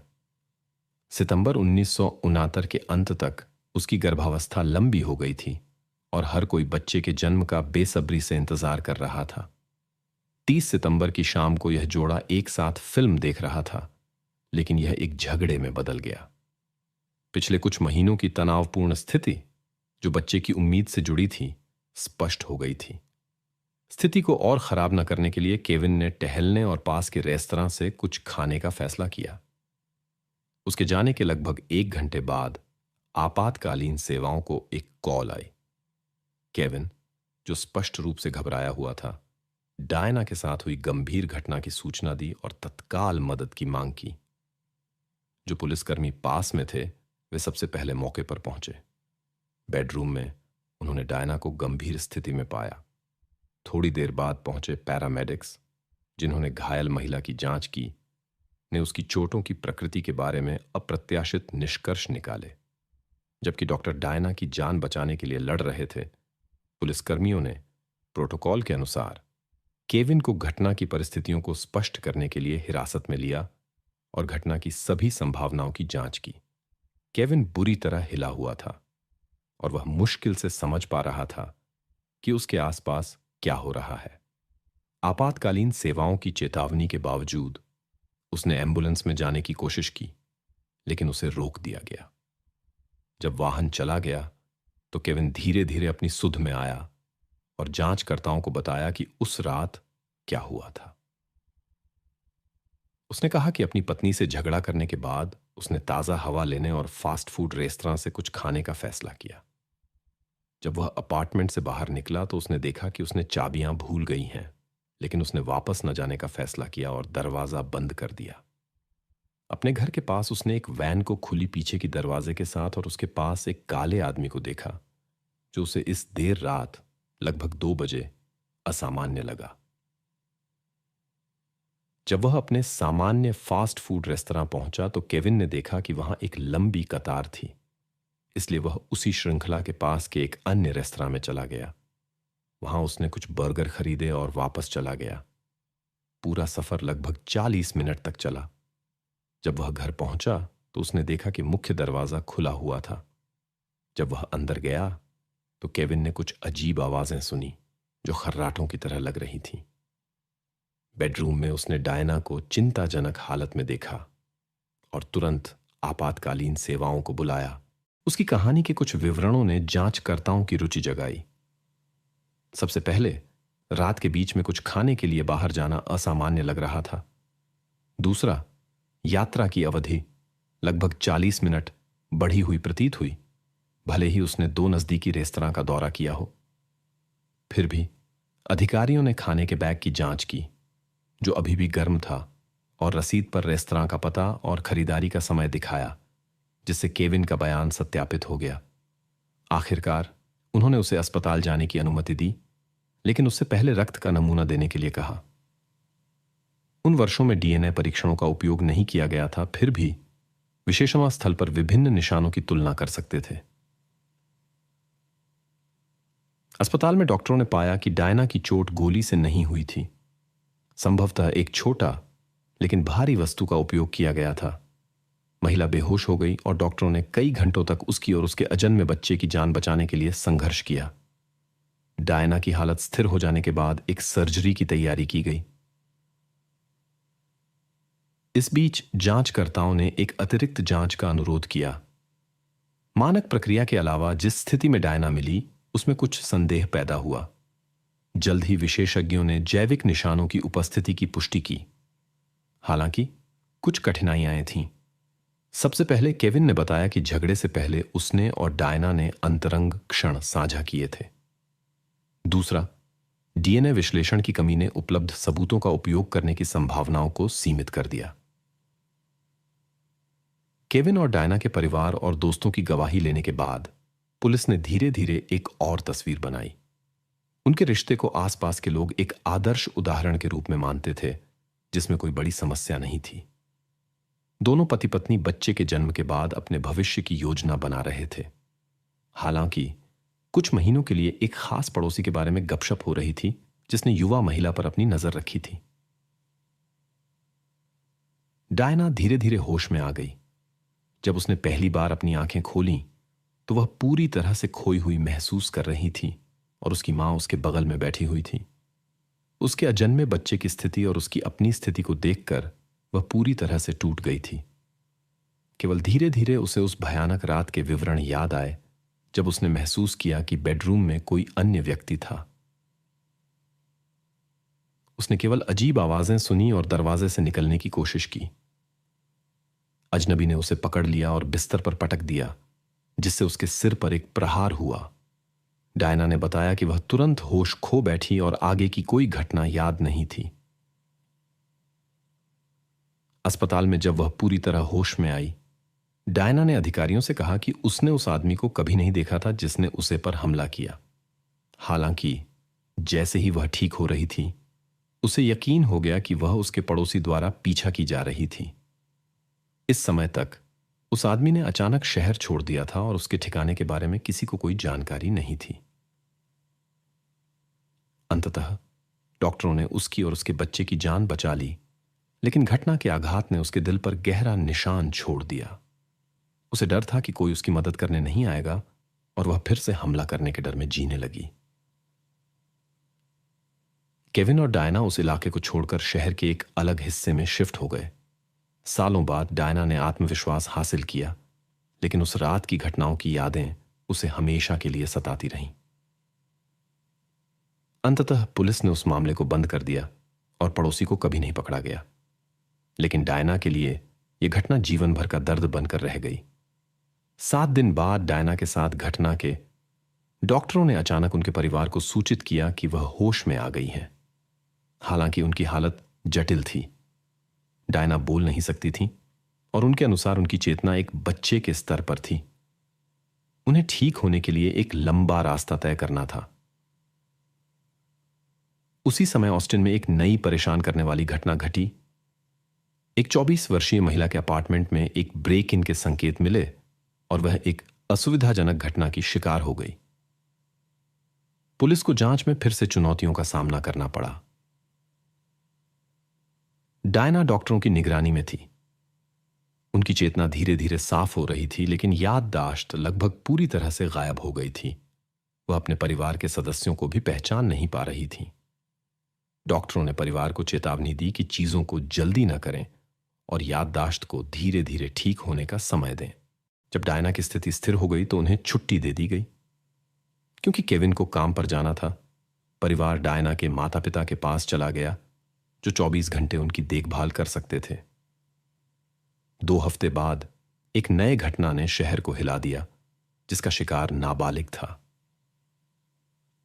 डायना अपनी पुनर्वास पर मेहनत कर रही थी। उनकी स्थिति में सुधार हुआ, हालांकि भाषा और याददाश्त बहाल नहीं हुई। लेकिन 6 हफ्तों बाद एक अप्रत्याशित मोड़ आया। फिजियोथेरेपिस्ट के साथ अपॉइंटमेंट के दौरान डॉक्टर ने सावधानी से घटित घटनाओं का उल्लेख किया। डॉक्टर की आश्चर्य के लिए डायना ने अचानक प्रतिक्रिया दी और अपनी शादी की अंगूठी की ओर इशारा किया। जब उसकी मां उसे लेने आई तो डॉक्टर ने अपनी अवलोकन की जानकारी दी। मां ने सावधानी से अपनी बेटी से केविन की संभावित संलिप्तता के बारे में पूछा और डायना ने सिर हिलाकर पुष्टि की। वे तुरंत पुलिस के पास गए, जहां डायना ने जांचकर्ता को पुष्टि की कि उसने अचानक घटना के क्षण को याद किया और यह उसके पति था। इससे जांच की दिशा में मूलभूत बदलाव आया। पहले यह माना गया था कि वही अपराधी अन्य पीड़ितों पर भी हमला कर चुका था। अब जांचकर्ता के पास नए सवाल थे। क्या केविन घटनाओं की श्रृंखला में शामिल हो सकता था? वह उसी पड़ोस में रहता था और उसकी पहचान गवाहों द्वारा दी गई विवरण से मेल खाती थी, या यह किसी अन्य के अपराधों को छुपाने का एक प्रयास था? परिस्थितियों की जटिलता को देखते हुए जांचकर्ता ने एक कठिन निर्णय लिया। उसने डायना और उसकी मां से अनुरोध किया कि वे ऐसा व्यवहार करें जैसे कि उन्हें अभी भी कुछ याद नहीं है और केविन के पास वापस जाएं। यह आगे की जांच और सबूत इकट्ठा करने के लिए आवश्यक था। जब डायना के रिश्तेदारों ने अपनी सहमति दी, यह उनके लिए एक बड़ी चुनौती थी। पुलिस ने केविन पर बारीकी से निगरानी शुरू की, अन्य घटनाओं से संबंध ढूंढने की उम्मीद में। उन्होंने उसके परिचितों से संपर्क किया ताकि संदिग्ध के बारे में और जानकारी मिल सके। जल्द ही दिलचस्प विवरण सामने आए। केविन के परिचितों ने उनके रिश्ते में तनावपूर्ण माहौल की रिपोर्ट की। पड़ोसियों ने भी बार बार झगड़ों की पुष्टि की, जो अक्सर जोर जबरदस्त होते थे। दोस्तों ने बताया कि केविन ने पिछले कुछ महीनों में अपनी पत्नी के साथ कमी की शिकायत की थी। हालांकि केविन ने अपनी शादी को लगभग आदर्श बताया। जांचकर्ताओं से अतिरिक्त जानकारी ने कोई महत्वपूर्ण परिणाम नहीं दिया। केविन सामान्य व्यवहार कर रहा था। वह काम पर जाता था और घर आता था, बिना किसी संदेह के। लेबोरेटरी परीक्षणों के परिणामों ने दिलचस्प खोजें की। जैविक निशानों के अलावा डायना की उंगलियों के नीचे त्वचा के कण और रक्त के निशान पाए गए। नमूनों के विश्लेषण से घटना में शामिल व्यक्ति के रक्त समूह की पहचान की जा सकी। केविन के नमूने के साथ तुलना ने मिलान दिखाया। प्राप्त डेटा के आधार पर जांचकर्ताओं ने घटनाओं की संभावित समय रेखा तैयार की। केविन ने वास्तव में एक कैफे में खाना खरीदा, जो उसके घर से कई किलोमीटर दूर था। रसीद की समय और कर्मचारी की टिप्पणियां उसकी उपस्थिति की पुष्टि करती हैं। एक सिद्धांत उभरा कि घटना केविन के जाने से पहले हुई हो सकती है, और फिर वह तुरंत कैफे में गया ताकि एक अलिबी बना सके। इससे समझाया जा सकता है कि उसकी यात्रा को 400 मिनट बताने का दावा किया।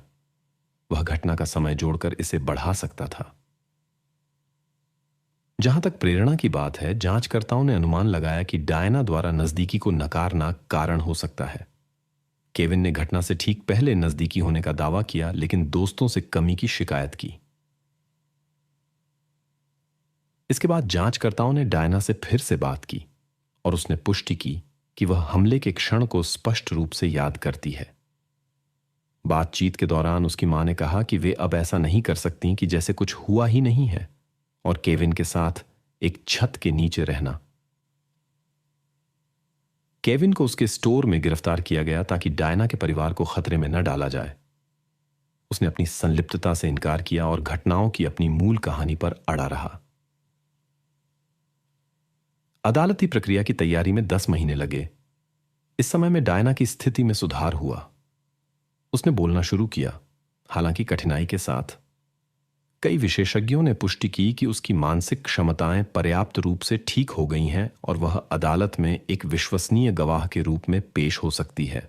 अदालत के दौरान पीड़ित ने उस रात के दुखद घटना में केविन को शामिल किया। केविन के बचाव पक्ष ने उसकी निर्दोषता का दावा किया और एक अलिबी प्रस्तुत किया, जिसमें कहा गया कि उसने एक फास्ट फूड रेस्टोरेंट का दौरा किया था। हालांकि ये तर्क पीड़ित के बयान की तुलना में अपर्याप्त थे। अंततः नवंबर 1980 में अदालत ने केविन को उस दुखद घटना के लिए दोषी ठहराया। सजा 15 साल से लेकर जीवन की सजा तक थी।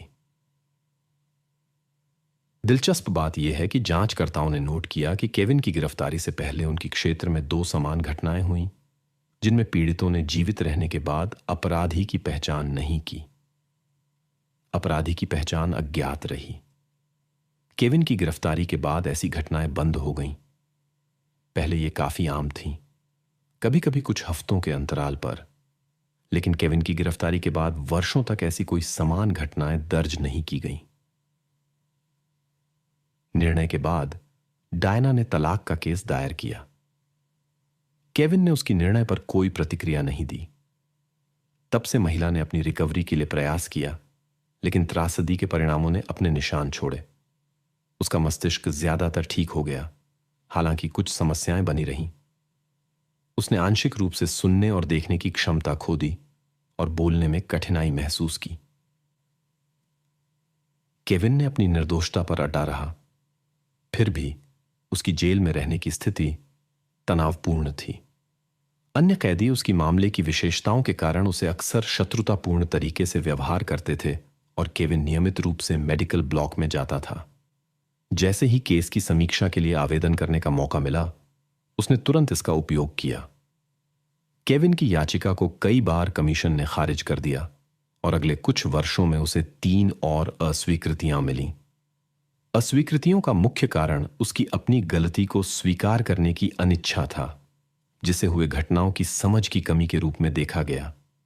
डीएनए तकनीकों के विकास के साथ केविन ने नमूनों की जांच कराने की कोशिश की, लेकिन उसे विश्लेषण के लिए धन की कमी के कारण इनकार कर दिया गया। साल 1936 में सब कुछ बदल गया, जब कानून प्रवर्तन अधिकारियों ने ऑस्टिन और आसपास के क्षेत्रों में मामलों की जांच फिर से शुरू की।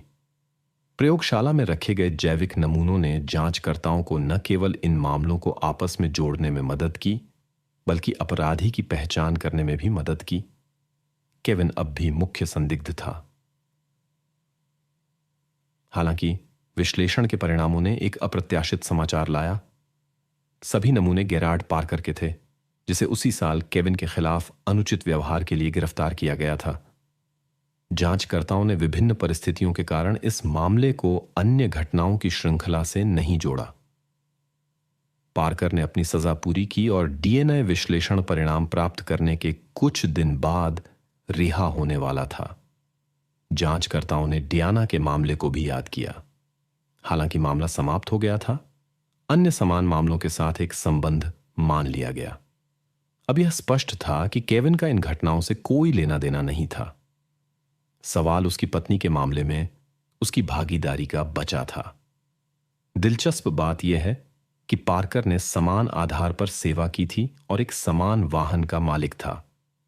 अदालत के वकील ने केविन से जेल में मुलाकात की, नई जानकारियों के बारे में बताया और उसे एक डीएनए नमूना देने के लिए कहा।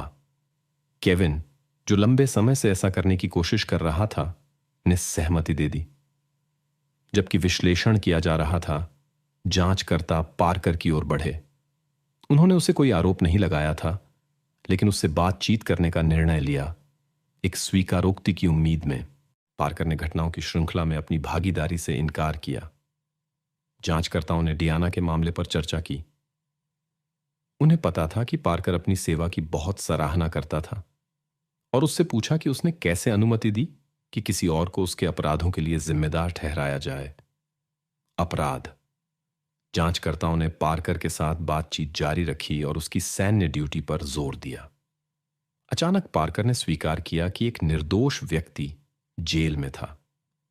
उसने कहा कि वह उस दुर्भाग्यपूर्ण रात में बुरे इरादों से इलाके में आया था। जब उसने केविन और डियाना के घर से आवाजें सुनी तो उसने उस पल का इंतजार किया जब केविन बाहर निकला और दरवाजा अनलॉक छोड़ गया और घुस गया। पार्कर ने जोर देकर कहा कि वह व्यक्तिगत रूप से केविन को नहीं जानता था, क्योंकि उनके सैन्य आधार पर अलग अलग कर्तव्य थे। पार्कर ने अन्य घटनाओं में अपनी भागीदारी भी स्वीकार की। पुलिस ने उसका स्वीकारोक्ति और डीएनए परीक्षण के परिणाम प्राप्त किए, जिन्होंने पार्कर की दोषी और केविन की निर्दोषता की पुष्टि की। अदालत के वकील ने जल्दी से फैसले को पलटने का वादा किया और कुछ दिनों बाद केविन को 16 साल की जेल की सजा के बाद रिहा कर दिया गया। इस मामले ने न केवल एक निर्दोष व्यक्ति की लंबी कैद के कारण, बल्कि असली अपराधी की खोज की लंबाई के कारण भी बहुत ध्यान आकर्षित किया। लेकिन कहानी यहीं खत्म नहीं हुई। कैलिफोर्निया राज्य ने केविन को $10,000 मुआवजा देने पर सहमति जताई, जिसे अपर्याप्त माना गया। बाद में उसे जेल में बिताए हर दिन के लिए $100 अतिरिक्त भुगतान मिला, जिससे कुल मिलाकर $6,20,000 बन गए। केविन की बरी होने के बावजूद डियाना ने उसकी निर्दोषता पर संदेह करना जारी रखा। उसने एक नया संस्करण पेश किया, जिसमें कहा कि केविन ने पहले उसे हमला किया और फिर पार्कर आया। हालांकि पार्कर ने जोर दिया कि डियाना पहले से ही बिना दृश्य घावों के जमीन पर थी जब वह अंदर आया। डियाना के परिवार ने अनुमान लगाया कि केविन ने पार्कर को जानता था और जानबूझकर दरवाजा खुला छोड़ दिया, लेकिन पार्कर ने आश्वासन दिया कि वह केविन को नहीं जानता था और सैन्य आधार पर सैनिकों की बड़ी संख्या की ओर इशारा किया। केविन ने पार्कर से किसी भी संबंध से इनकार किया और अनलॉक दरवाजे की व्याख्या इस प्रकार की कि उसने अपनी पत्नी के साथ झगड़े के बाद चाबियां लाने के लिए वापस नहीं जाना चाहा और आज तक इस निर्णय पर पछताता है। डियाना को उस दिन की चोट के कारण घटनाओं को अलग तरह से याद किया जा सकता है। डॉक्टरों ने उसके परिवार को चेतावनी दी कि उसे घटित घटनाओं को याद नहीं दिलाना चाहिए, क्योंकि उसका मस्तिष्क किसी भी जानकारी को सत्य के रूप में ग्रहण कर सकता है। यहां तक कि 16 साल बाद डियाना को तेज भाषा समझने में कठिनाई थी, जो चोट के अपरिवर्तनीय परिणामों की ओर इशारा करती थी। पार्कर को 1999 में अधिकतम सजा दी गई, लेकिन सजा को लागू नहीं किया गया। कैलिफोर्निया में स्थगन की शुरुआत के साथ वह अब भी अपनी सजा की सेवा कर रहा है। यह घटना लिली पीटर्स के साथ सभी को अचंभित कर गई। वह अपने रिश्तेदारों के घर से वापस जा रही थी, लेकिन घर नहीं पहुंची, जबकि रास्ता बहुत छोटा था। पुलिस ने तुरंत उसकी खोज शुरू कर दी और उसकी गुमशुदगी की खबरें तेजी से फैल गईं और देश के सबसे चर्चित मुद्दों में से एक बन गईं। सभी घटनाएं अविश्वसनीय गति से विकसित हो रही थीं और सभी को हैरान और चकित कर रही थीं जो इस मामले को देख रहे थे। हर नई खोज इस मामले को और अधिक रहस्यमयी और चिंताजनक बना रही थी, जिससे यह और भी जटिल और उलझा हुआ लगने लगा। विस्कॉन्सिन के एक शांत शहर में 4 नवंबर 2011 को लिली पीटर्स का जन्म हुआ था। उसके माता पिता का तलाक हो गया था जब वह एक बच्ची थी, इसलिए वह अपने पिता के साथ रही। हालांकि उसकी मां ने भी लिली के जीवन में सक्रिय रूप से भाग लिया और अक्सर उसे मिलने आती थी। लिली एक खुशमिजाज लड़की के रूप में बड़ी हुई, जिसे बाहर समय बिताना, दोस्तों के साथ खेलना और साइकिल चलाना बहुत पसंद था।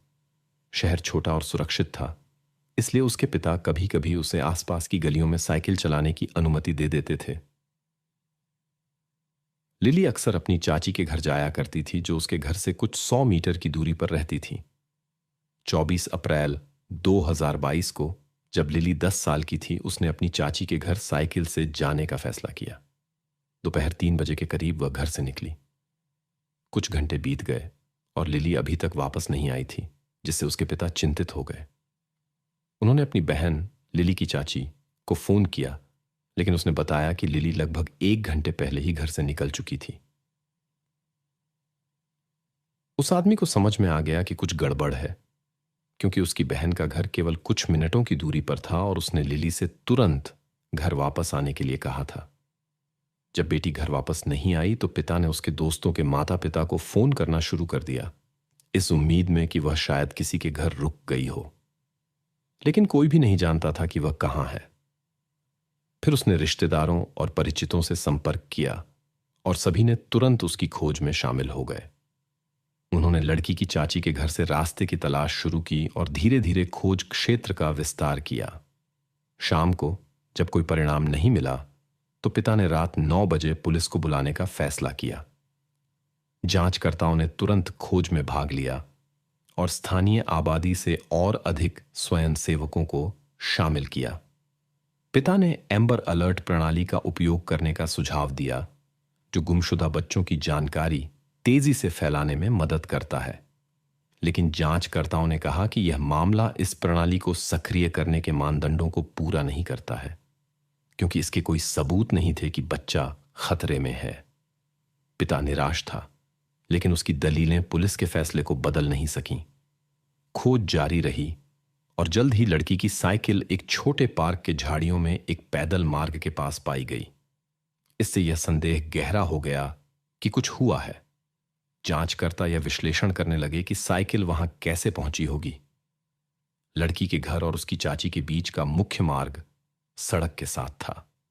वह हमेशा इस मार्ग का ही उपयोग करती थी। एक और मार्ग था जो पैदल मार्ग के माध्यम से जाता था, जहां साइकिल मिली थी, लेकिन वह लंबा था। पिता समझ नहीं पा रहा था कि उसने वह रास्ता क्यों चुना, लेकिन एक बात साफ थी, ठीक इसी क्षेत्र में घने पेड़ों के बीच कुछ हुआ था। छूटी हुई साइकिल मिलने के बाद पुलिस ने अपने प्रयासों को तेज करने का निर्णय लिया। उन्होंने कुत्तों और ड्रोन के साथ सहयोगियों को बुलाया और ऑन ऑपरेशन में शामिल अधिकारियों की संख्या बढ़ा दी। पुलिसकर्मियों ने इलाके को छान मारा, स्थानीय निवासियों से बातचीत की ताकि कोई सुराग मिल सके। सभी प्रयासों के बावजूद लिली को नहीं पाया जा सका। खोज पूरी रात चलती रही और केवल सुबह में चिंताजनक खबरें आईं। सुबह 9 बजे के करीब लिली को उस पार्क में पाया गया जहां साइकिल मिली थी। वह कुछ दर्जन मीटर की दूरी पर घने पेड़ों के बीच और पत्तियों की एक परत के नीचे थी, जिससे रात में उसका पता लगाना बेहद मुश्किल हो गया था। जांचकर्ताओं ने तुरंत पहचान लिया कि मामला गंभीर है, लेकिन उन्हें विशेषज्ञों के आधिकारिक परिणामों का इंतजार करना पड़ा। इस बीच उन्होंने संदिग्ध की खोज और निवासियों की सुरक्षा पर ध्यान केंद्रित किया। शहर में अतिरिक्त गश्त का आयोजन किया गया और अधिकारी उस स्कूल में गए जहां लिली पढ़ती थी। स्कूल प्रशासन ने सभी माता पिता को संदेश भेजे, जिसमें उनसे अपने बच्चों को बिना निगरानी के न छोड़ने का अनुरोध किया गया था। इस घटना की खबर तेजी से शहर के निवासियों के बीच फैल गई। यहां इस तरह की घटनाएं दुर्लभ थीं, इसलिए लोग बहुत चिंतित थे। उन्हें समझ में आया कि संदिग्ध उनके बीच में हो सकता है और पुलिस के पास अभी तक कोई गंभीर सुराग नहीं था। दिन के दौरान पुलिस को स्थानीय निवासियों से कई सूचनाएं मिलीं, जिन्होंने अपनी टिप्पणियां साझा की और संदिग्ध घटनाओं की सूचना दी। जांचकर्ताओं ने उन सभी जिलों के निवासियों की जांच शुरू कर दी जिनका आपराधिक इतिहास था। इससे नागरिकों के बीच तनाव बढ़ गया, जो अपने बच्चों की सुरक्षा को लेकर चिंतित थे। स्थिति की अनिश्चितता ने केवल डर को और बढ़ा दिया और पुलिस ने जांच की स्थिति के बारे में चुप्पी साधे रखी। शहर में अफवाहें फैलने लगीं। कुछ ने कहा कि लड़की नदी में डूब गई होगी, जबकि दूसरों ने दावा किया कि वे जानते हैं कौन जिम्मेदार है। इन सभी अटकलों ने केवल चिंता को बढ़ाया और निवासियों ने मामले की जल्द से जल्द सुलझने की मांग की। अगले दिन 26 अप्रैल को पुलिस को लिली की चाची के घर की तलाशी के लिए वारंट मिला और उन्होंने इमारत को घेर लिया। इस कदम ने निवासियों को चौंका दिया, लेकिन अधिकारी चुप रहे। लोग पूरे दिन खबरों का इंतजार करते रहे और आखिरकार पुलिस ने एक घोषणा की। लिली के खिलाफ अपराध के आरोप में एक व्यक्ति को गिरफ्तार किया गया था। लेकिन फिर एक अप्रत्याशित खबर आई। संदिग्ध का नाम उजागर नहीं किया गया क्योंकि वह नाबालिग था और गोपनीयता कानून उसके नाम का खुलासा करने से रोकता था। फिर भी एक छोटे से शहर में जानकारी तेजी से फैलती है। जल्द ही सभी को यह चौंकाने वाली खबर मिल गई। संदिग्ध था 14 वर्षीय कार्सन पीटर बर्गर, लिली का चचेरा भाई। इस खबर ने सभी को हिला दिया जो जांच का अनुसरण कर रहे थे। लेकिन आश्चर्य यहीं खत्म नहीं हुए। बाद में पुलिस ने खुलासा किया कि उन्हें कार्सन के बारे में रेडिट फोरम से जानकारी मिली थी। उपयोगकर्ता मामले पर चर्चा कर रहे थे और अपनी धारणाएं साझा कर रहे थे। किसी समय वहां एक संदेश आया जिसमें किसी ने पार्क में एक लड़की को साइकिल पर एक बड़े लड़के के साथ देखा था। जब घटना की खबरें फैलीं तो एक उपयोगकर्ता ने तुरंत संदेह किया कि वह युवक शामिल हो सकता है। एक और उपयोगकर्ता जिसने यह पढ़ा ने फैसला किया कि वह अपने संदेह को पुलिस के साथ साझा करेगा। ज्यादा समय नहीं लगा और जांचकर्ताओं को एक और महत्वपूर्ण जानकारी मिली। कार्लसन की दादी ने एक डरावनी घटना के बारे में बताया। लड़के ने अपनी छोटी बहन से स्वीकार किया था कि वही जिम्मेदार था। जांचकर्ताओं ने कार्लसन से पूछताछ करने का फैसला किया और बातचीत के दौरान उसने अचानक सब कुछ स्वीकार कर लिया। उसने बताया कि उस रात वह लिली के साथ गया था और उसे पार्क में एक प्रकृति की सैर के लिए प्रस्तावित किया था, एक दूरस्थ स्थान पर जहां उन्हें कोई नहीं देख सकता था। उसने वही किया जो उसने किया। दुर्भाग्य से मैं YouTube की नीतियों के कारण विस्तार से नहीं बता सकता कि क्या हुआ। घटना के बाद लड़का घर लौट आया और स्नान किया। कुछ घंटों बाद जब वयस्कों ने लिली की खोज शुरू की तो वह फिर से उस स्थान पर लौट आया और उसे पत्तियों से ढक दिया। कार्लसन के स्वीकारोक्ति ने जांचकर्ताओं को कोई संदेह नहीं छोड़ा क्योंकि वह उन विवरणों को जानता था जो लड़की के पिता को भी नहीं पता थे। घटना के तुरंत बाद एक चिकित्सकीय रिपोर्ट प्रस्तुत की गई जिसने कार्सन के बयानों की पुष्टि की। अपराध स्थल पर जैविक निशान पाए गए जो फिर से उसकी संलिप्तता की ओर इशारा कर रहे थे। अंततः उस पर आरोप लगाए गए। हालांकि उसकी उम्र 14 साल थी, यह निर्णय लिया गया कि कार्सन पर वयस्क के रूप में मुकदमा चलाया जाएगा।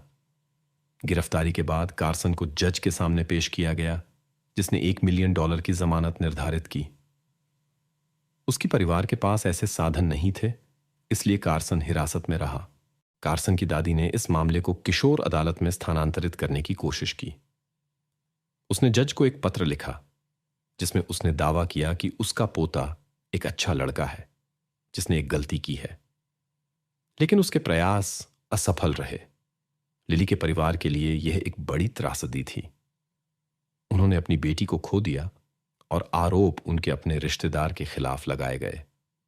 कार्सन ने अपनी छोटी बहन को घटना के बारे में बताया और बिना पछतावे के जांचकर्ताओं के साथ विवरण साझा किया।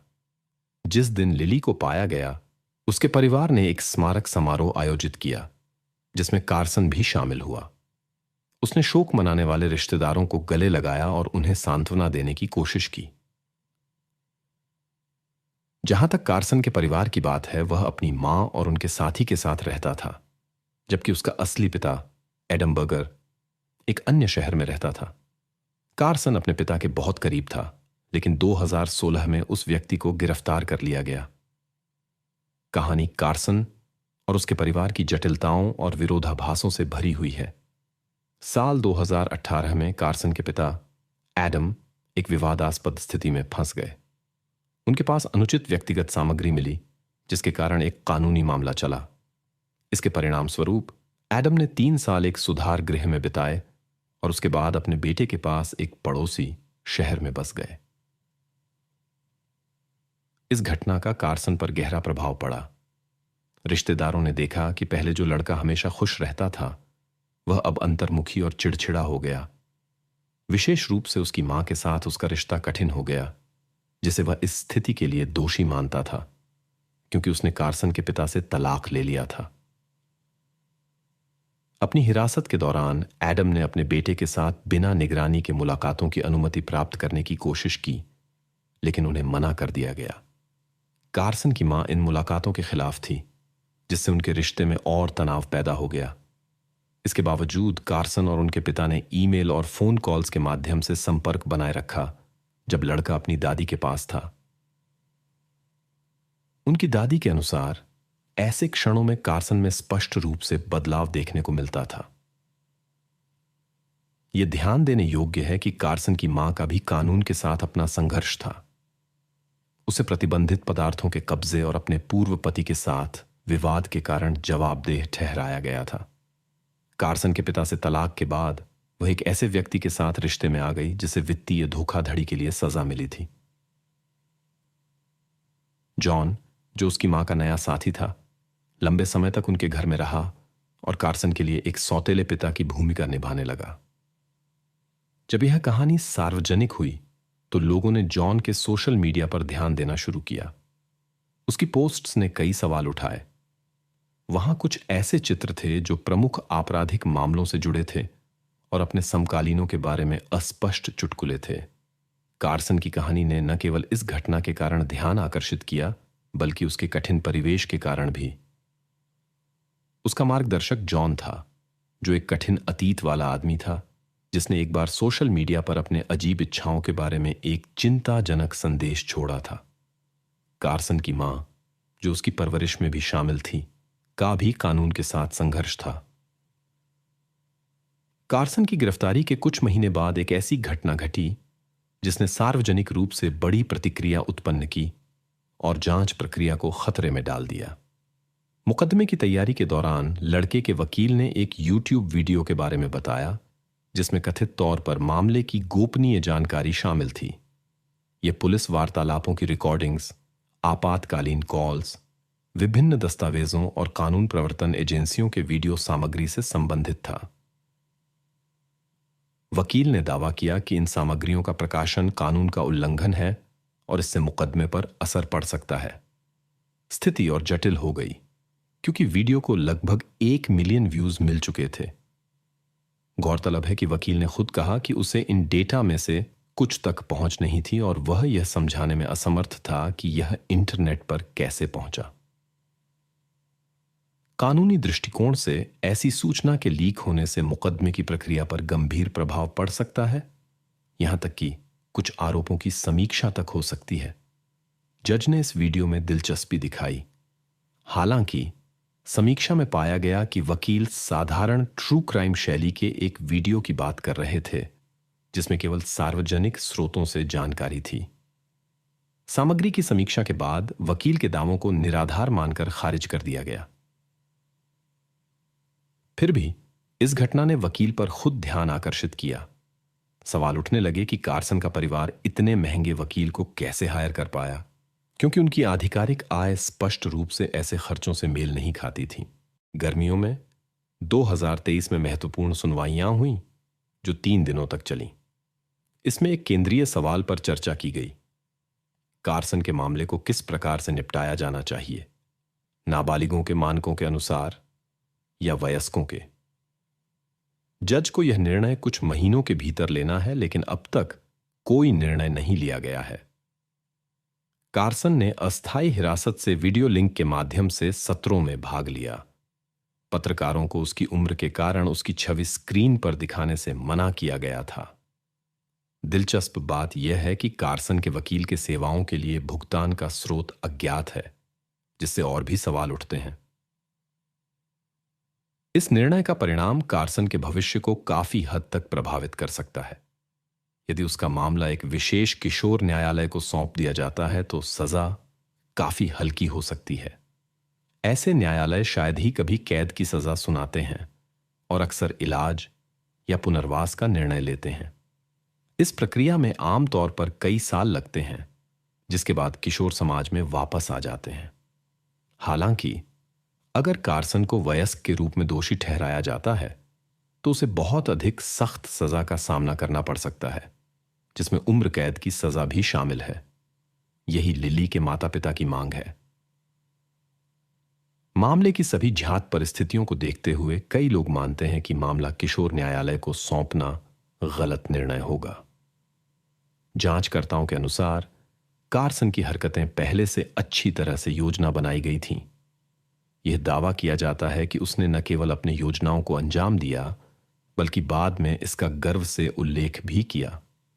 उपलब्ध सबूत स्पष्ट रूप से इस घटना में उसकी भागीदारी की ओर इशारा करते हैं। तो सवाल यह है कि समाज को ऐसे मामलों पर कैसे प्रतिक्रिया देनी चाहिए और अपने नागरिकों की सुरक्षा के लिए कौन से कदम उठाए जाने चाहिए। यह खुला है और तीखी बहसों को जन्म देता है।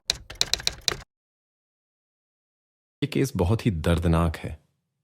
झूठ ने न सिर्फ एक खुशहाल शादी को बर्बाद किया, बल्कि एक ऐसी औरत की जिंदगी भी तबाह कर दी जो अपने पति की ईमानदारी पर भरोसा करती थी और अपने परिवार का सपना देखती थी। लेकिन जल्द ही पता चला कि वो धोखा देने में माहिर था और अपने राज्य पाने के लिए उसने भयानक काम किए। लोरी के सुआरेज का जन्म 31 दिसंबर 1976 को कैलिफोर्निया, अमेरिका में हुआ था। उसके असली माता पिता के बारे में कुछ नहीं पता, सिवाय इसके कि फुलर्टन के एक जोड़े, थेल्मा और जेराल्ड सुआरेज ने उसे गोद लिया था। जेराल्ड, जो ब्राजील से थे, अपनी पत्नी से रियो डी जनेरो में मिशनरी काम के दौरान मिले थे। फिर वे कैलिफोर्निया आ गए और लोरी को अपने परिवार में शामिल कर लिया। लोरी ने अपने शुरुआती साल अपने गोद लेने वाले माता पिता के साथ बिताए, लेकिन 11 साल की उम्र में उनके तलाक के बाद वो अपनी मां के साथ यूटा राज्य के ओरेम शहर चली गई। 1994 में 18 साल की लोरी दोस्तों के साथ यात्रा के दौरान 19 साल के मार्क हॉकिंग से मिली।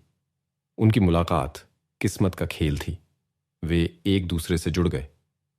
5 साल बाद उन्होंने शादी कर ली और अपने मजबूत और करीबी रिश्ते से दोस्तों और परिवार को प्रभावित किया। मार्क एक आदर्श पति लगता था, प्यार करने वाला, देखभाल करने वाला और मेहनती। लेकिन इस दिखावे के पीछे झूठ का जाल छिपा था।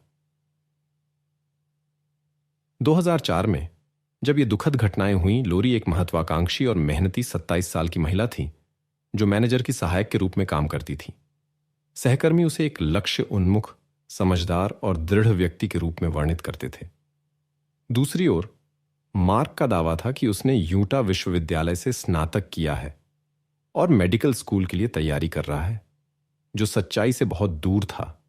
लेकिन इस समय तक उसने अपनी पत्नी और उसके रिश्तेदारों को इस बात का यकीन दिला दिया था।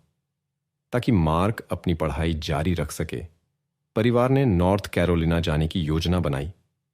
इसके अलावा जोड़े को पता चला कि लोरी 5 हफ्ते की गर्भवती थी। सब कुछ एकदम सही लग रहा था। महिला ने पहले ही अपनी नौकरी छोड़ दी थी और उसके आखिरी कार्य दिवस और शिफ्ट में कुछ ही हफ्ते बचे थे। लेकिन सारी योजनाएं 19 जुलाई 2004 को धराशायी हो गईं, जब लोरी कथित तौर पर घर से निकली और फिर कभी वापस नहीं आई। उस सुबह करीब 10 बजे मार्क ने अपनी पत्नी के दफ्तर फोन किया ये पूछने के लिए कि वो कहाँ है, लेकिन एक कर्मचारी ने बताया कि वो अभी तक नहीं आई है।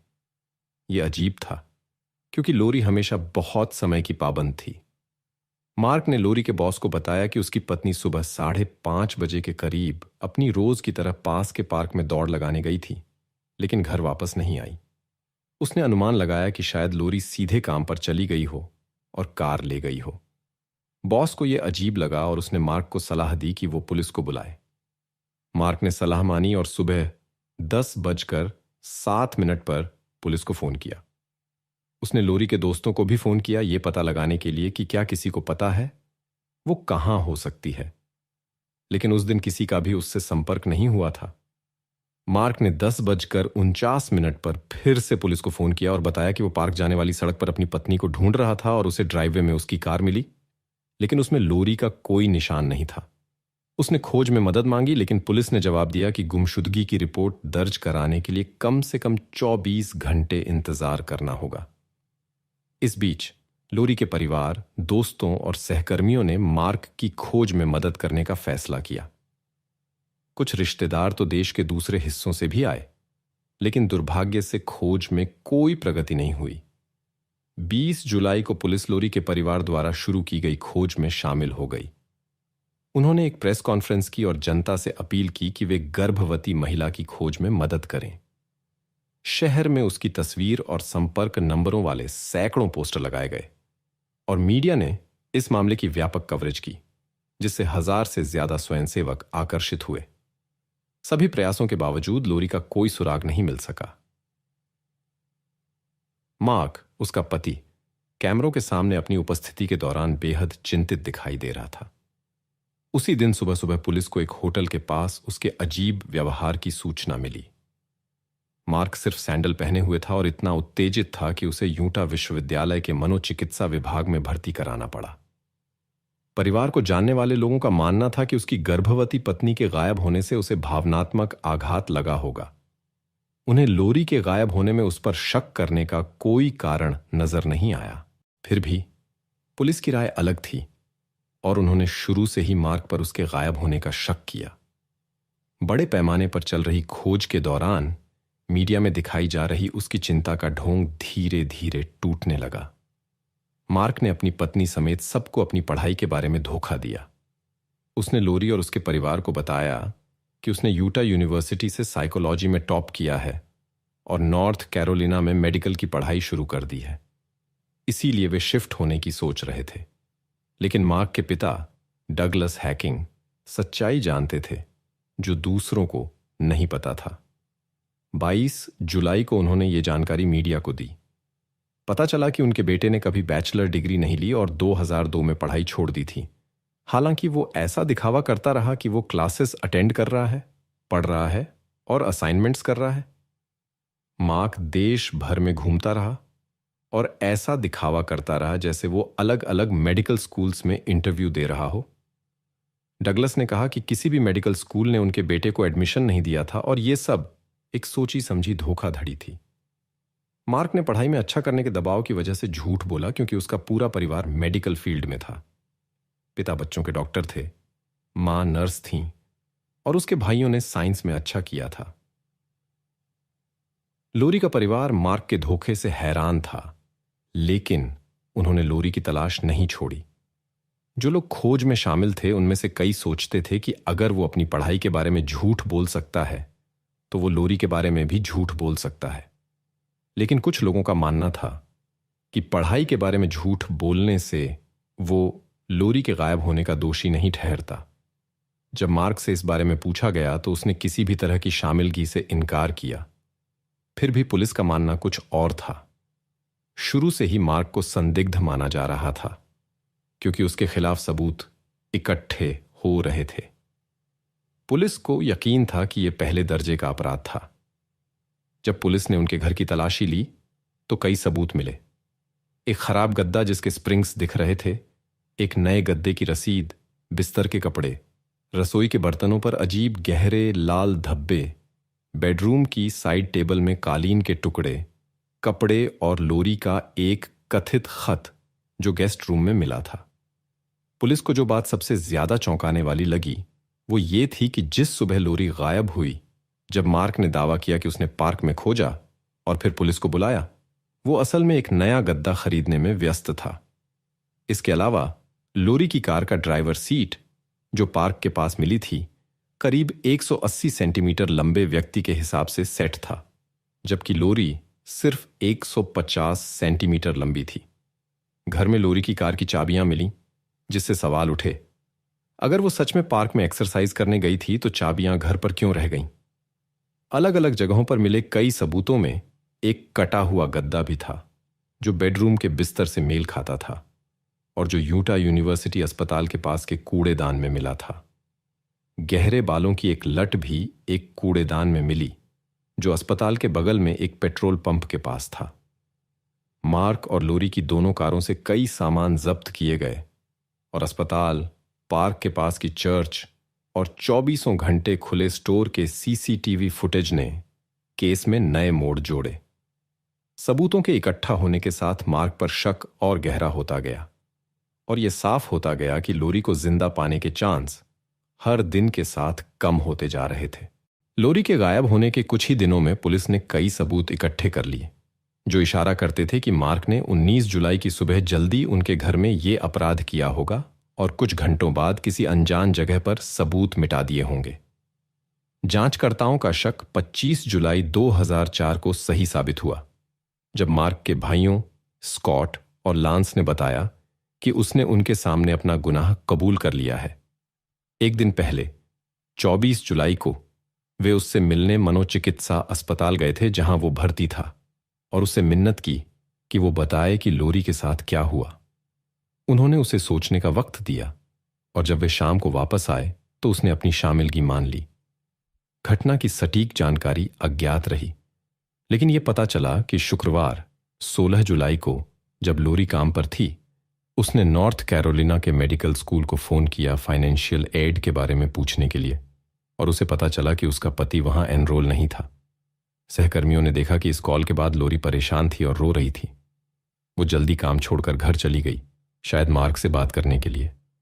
कोर्ट के दस्तावेजों के मुताबिक लोरी ने उसी दिन शाम करीब 5 बजे यूनिवर्सिटी के एक कर्मचारी को फोन किया और एक वॉइस मैसेज छोड़ा, जिसमें उसने कहा कि मार्क ने उसे बताया कि लिस्ट में उसका नाम न होना कंप्यूटर की गलती या किसी और वजह से है।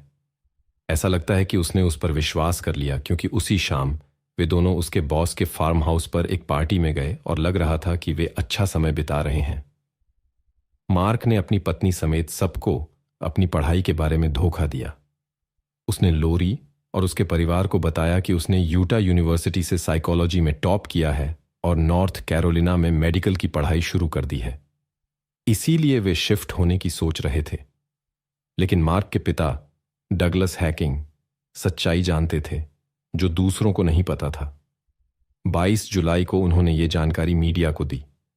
पता चला कि उनके बेटे ने कभी बैचलर डिग्री नहीं ली और 2002 में पढ़ाई छोड़ दी थी। हालांकि वो ऐसा दिखावा करता रहा कि वो क्लासेस अटेंड कर रहा है, पढ़ रहा है और असाइनमेंट्स कर रहा है। मार्क देश भर में घूमता रहा और ऐसा दिखावा करता रहा जैसे वो अलग अलग मेडिकल स्कूल्स में इंटरव्यू दे रहा हो। डगलस ने कहा कि किसी भी मेडिकल स्कूल ने उनके बेटे को एडमिशन नहीं दिया था और ये सब एक सोची समझी धोखाधड़ी थी। मार्क ने पढ़ाई में अच्छा करने के दबाव की वजह से झूठ बोला, क्योंकि उसका पूरा परिवार मेडिकल फील्ड में था।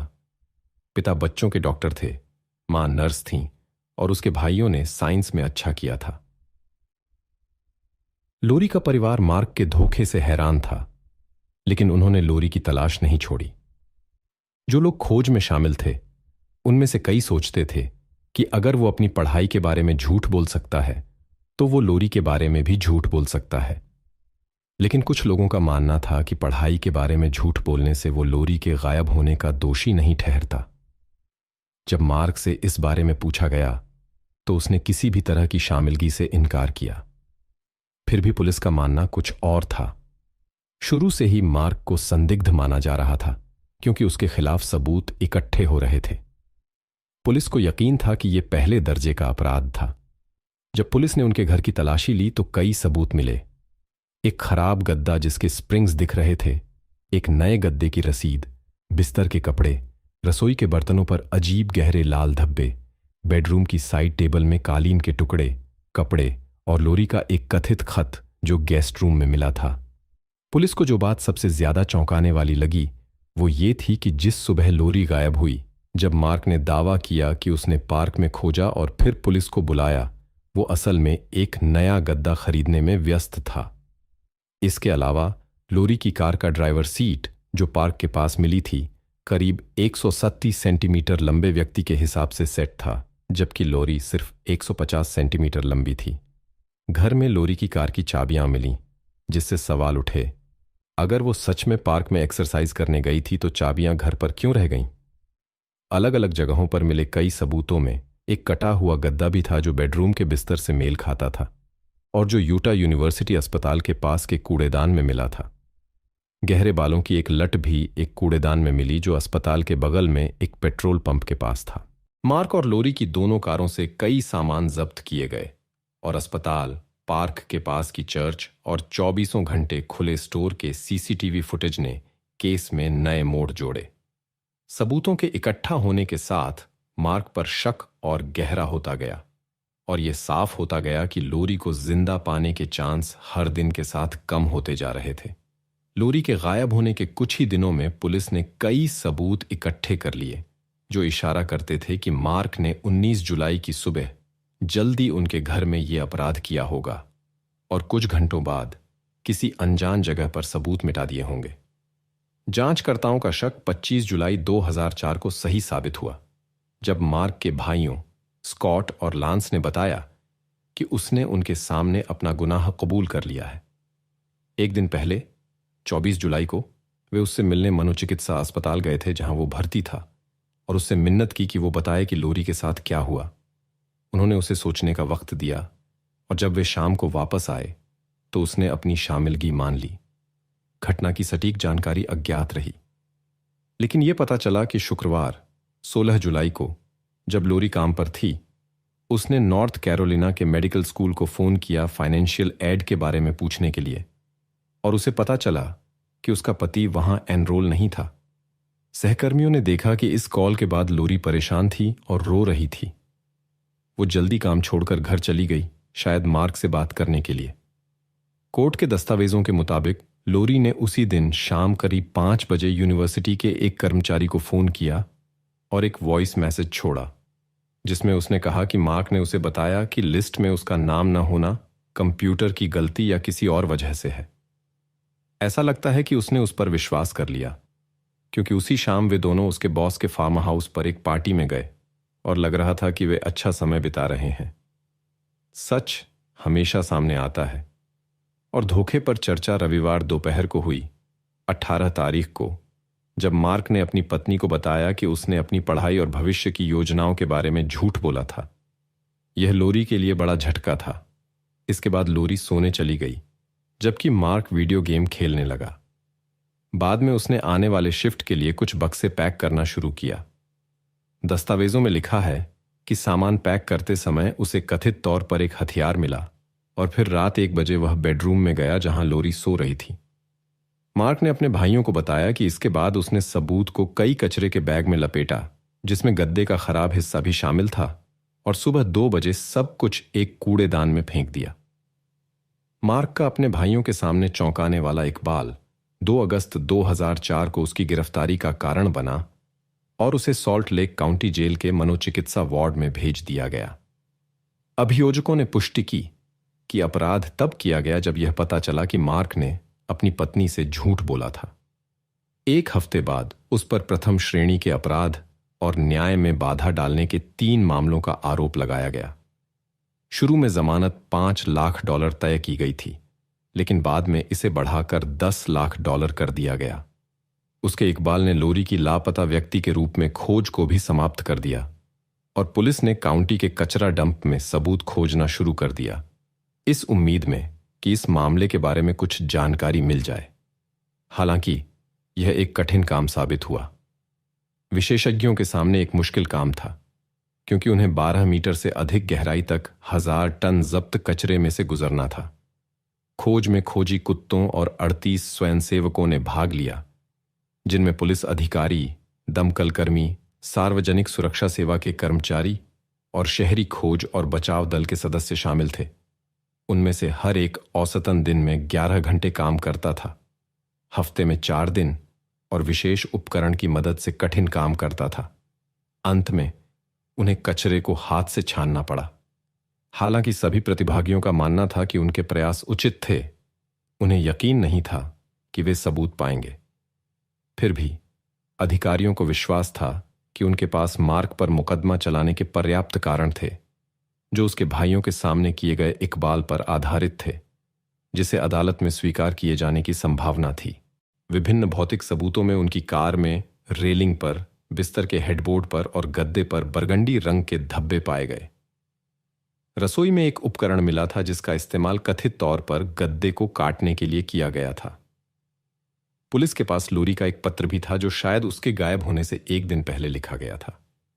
इसमें उसने अपने पति से अपना व्यवहार बदलने को कहा था और उसके साथ बूढ़ी होने की इच्छा जताई थी, लेकिन इन परिस्थितियों में नहीं। मार्क के इकबाल के बाद ये शब्द और भी स्पष्ट हो गए क्योंकि पत्र को लोरी द्वारा मेडिकल स्कूल को किए गए फोन कॉल से जोड़ा गया था। इसके अलावा अभियोजकों ने एक 24 घंटे खुले स्टोर के निगरानी वीडियो एकत्र किए, जिसमें दिखाया गया था कि मार्क सिगरेट खरीद रहा था, अपने हाथों और उंगलियों को देख रहा था और फिर अपनी पत्नी की कार में चला गया। उस समय से लगभग 18 मिनट बीत गए थे जब उसने अपने कहे अनुसार अपराध किया था। जांचकर्ताओं को वीडियो फुटेज मिला जिसमें दिखाया गया था कि कोई व्यक्ति एक बड़ा बैग कूड़ेदान में फेंक रहा था। यह भी दिखाया गया था कि वह महिला की कार से एक पार्क में जा रहा था, जहां से उसके अनुसार वह गायब हो गई थी। पहले यह उम्मीद की जा रही थी कि अभियोजन पक्ष मार्क के लिए सबसे कठोर सजा की मांग करेगा, लेकिन अभियोजकों ने फैसला किया कि उस पर प्रथम श्रेणी के अपराध का आरोप लगाया जाए, जिसमें 5 साल से लेकर आजीवन कारावास तक की सजा हो सकती है। यह निर्णय एक निर्णायक सबूत की कमी के कारण लिया गया। कुछ दिनों बाद मार्क अपने वकील गिलबर्ट एंटी के साथ तीसरी जिला अदालत में जज विलियम बैरेट के सामने एक प्रारंभिक सुनवाई के लिए पेश हुआ। उपस्थित लोग हैरान थे कि आरोपी ने बुलेट प्रूफ जैकेट पहनी हुई थी और उसके साथ 7 शेरिफ थे। इस तरह की सुरक्षा व्यवस्था आमतौर पर प्रमुख मामलों या अप्रत्याशित परिस्थितियों में की जाती है। लोरी के गायब होने के 2 महीने से अधिक समय बाद उसके परिवार ने पहले ही उम्मीद छोड़ दी थी, लेकिन अक्टूबर में पुलिस सार्जेंट नेल्सन ने एक कूड़ेदान में एक महत्वपूर्ण सबूत पाया। जगह को तुरंत घेर लिया गया और विशेषज्ञों ने कई घंटों तक सबूत इकट्ठा किए, जिनका इस्तेमाल अदालत में किया जा सकता था। उसी दिन अधिकारियों ने फोरेंसिक जांच के माध्यम से पुष्टि कर दी कि मिले सबूत लोरी के मामले से जुड़े थे। इस खबर ने उसके परिवार में मिलीजुली भावनाएं पैदा की। एक तरफ उनके सबसे बुरे डर की पुष्टि होने का दुख था, दूसरी तरफ राहत थी कि अब वे आखिरकार उससे विदा हो सकते हैं। अभियोजकों का अब मानना था कि मिले सबूतों ने मामले को काफी आगे बढ़ा दिया था, क्योंकि अब वे मार्क के अपराध के परिणामों को साबित कर सकते थे। 30 अक्टूबर को मार्क ने तीसरी जिला अदालत में एक आरोप सुनवाई में भाग लिया। आश्चर्यजनक रूप से उसने खुद को बेकसूर बताया। लॉरी की मां ने 30 अक्टूबर को मार्क ने तीसरी जिला अदालत में एक आरोप सुनवाई में भाग लिया। आश्चर्यजनक रूप से उसने खुद को बेकसूर बताया। लॉरी की मां ने अपनी नाराजगी जाहिर की कि वह दोष स्वीकार करने से इनकार कर रहा था और उस पर आरोप लगाया कि वह परिवार की पीड़ा को लंबा खींच रहा है और अनिवार्य को टाल रहा है। मुकदमा, जो 2005 के अप्रैल के अंत में होने वाला था, 15 अप्रैल को रुक गया, जब मार्क ने अपना गुनाह कबूल कर लिया। उसने जज को विस्तार से बताया कि उसने 19 जुलाई 2004 की सुबह कैसे अपराध किया था। अपने दोष स्वीकार करने के साथ उसने अभियोजकों के साथ न्याय में बाधा डालने के आरोप को हटाने पर सहमति जताई। अपने 10 मिनट के बयान में मार्क ने स्वीकार किया कि उसकी पत्नी उसके जीवन में सबसे महत्वपूर्ण व्यक्ति थी और वह अपने कार्यों की व्याख्या नहीं कर सकता था। लोरी की मां ही एकमात्र थीं जिन्होंने सच्चा पछतावा व्यक्त किया। वह इस स्वीकारोक्ति से स्तब्ध थीं, लेकिन उन्हें राहत भी महसूस हुई कि मार्क ने अपने कृत्यों की जिम्मेदारी ली। सजा सुनाए जाने से 1 महीने पहले लोरी के माता पिता ने फैसला किया कि वे अपनी बेटी की याद में लगाए गए पत्थर से हैकिंग नाम हटा देंगे ताकि मार्क से दूरी बनाई जा सके। 6 जून 2005 को मार्क को सजा सुनाई गई। उसे 6 साल से लेकर उम्र कैद तक की सजा दी गई, जिसमें पैरोल की संभावना सबसे पहले 2035 में थी। मार्क रोया जब उसने फैसला सुना और उसे अपनी सजा काटने के लिए यूटा राज्य जेल ले जाया गया। मुकदमे के बाद मार्क के माता पिता ने एक बयान जारी किया जिसमें उन्होंने उसके अपराध को अक्षम्य माना, लेकिन इस बात पर जोर दिया कि वह मानसिक समस्याओं से जूझ रहा था, जिसमें सीखने की अक्षमता और विश्वविद्यालय में असफलताओं के कारण भावनात्मक तनाव शामिल था। मार्क के पिता ने उसका एक पत्र पढ़ा जिसमें उसने लिखा था कि वह जेल में अच्छा महसूस कर रहा है क्योंकि वह अपनी गलतियों को सुधारने की कोशिश कर रहा है और उन सभी से माफी मांग रहा है जिन्हें उसने अपने कार्यों से चोट पहुंचाई थी। 2006 में यह पता चला कि मार्क जेल से ऑटोग्राफ और अन्य चीजें बेच रहा था, एक ऐसी वेबसाइट पर जो अपराधियों की याद में समर्पित थी। जेल प्रशासन से बातचीत के बाद उसने स्वेच्छा से इन गतिविधियों को बंद कर दिया। आने वाले वर्षों में लोरी की मां ने जेल में बंद मार्क के साथ पत्र का आदान प्रदान किया और उसे बताया कि उन्होंने उसे माफ कर दिया है। अतीत को पीछे छोड़ने के अपने फैसले के बावजूद वह लोरी को याद करती रहती हैं और कहती हैं कि वह इस नुकसान को कभी नहीं भूल पाएंगी।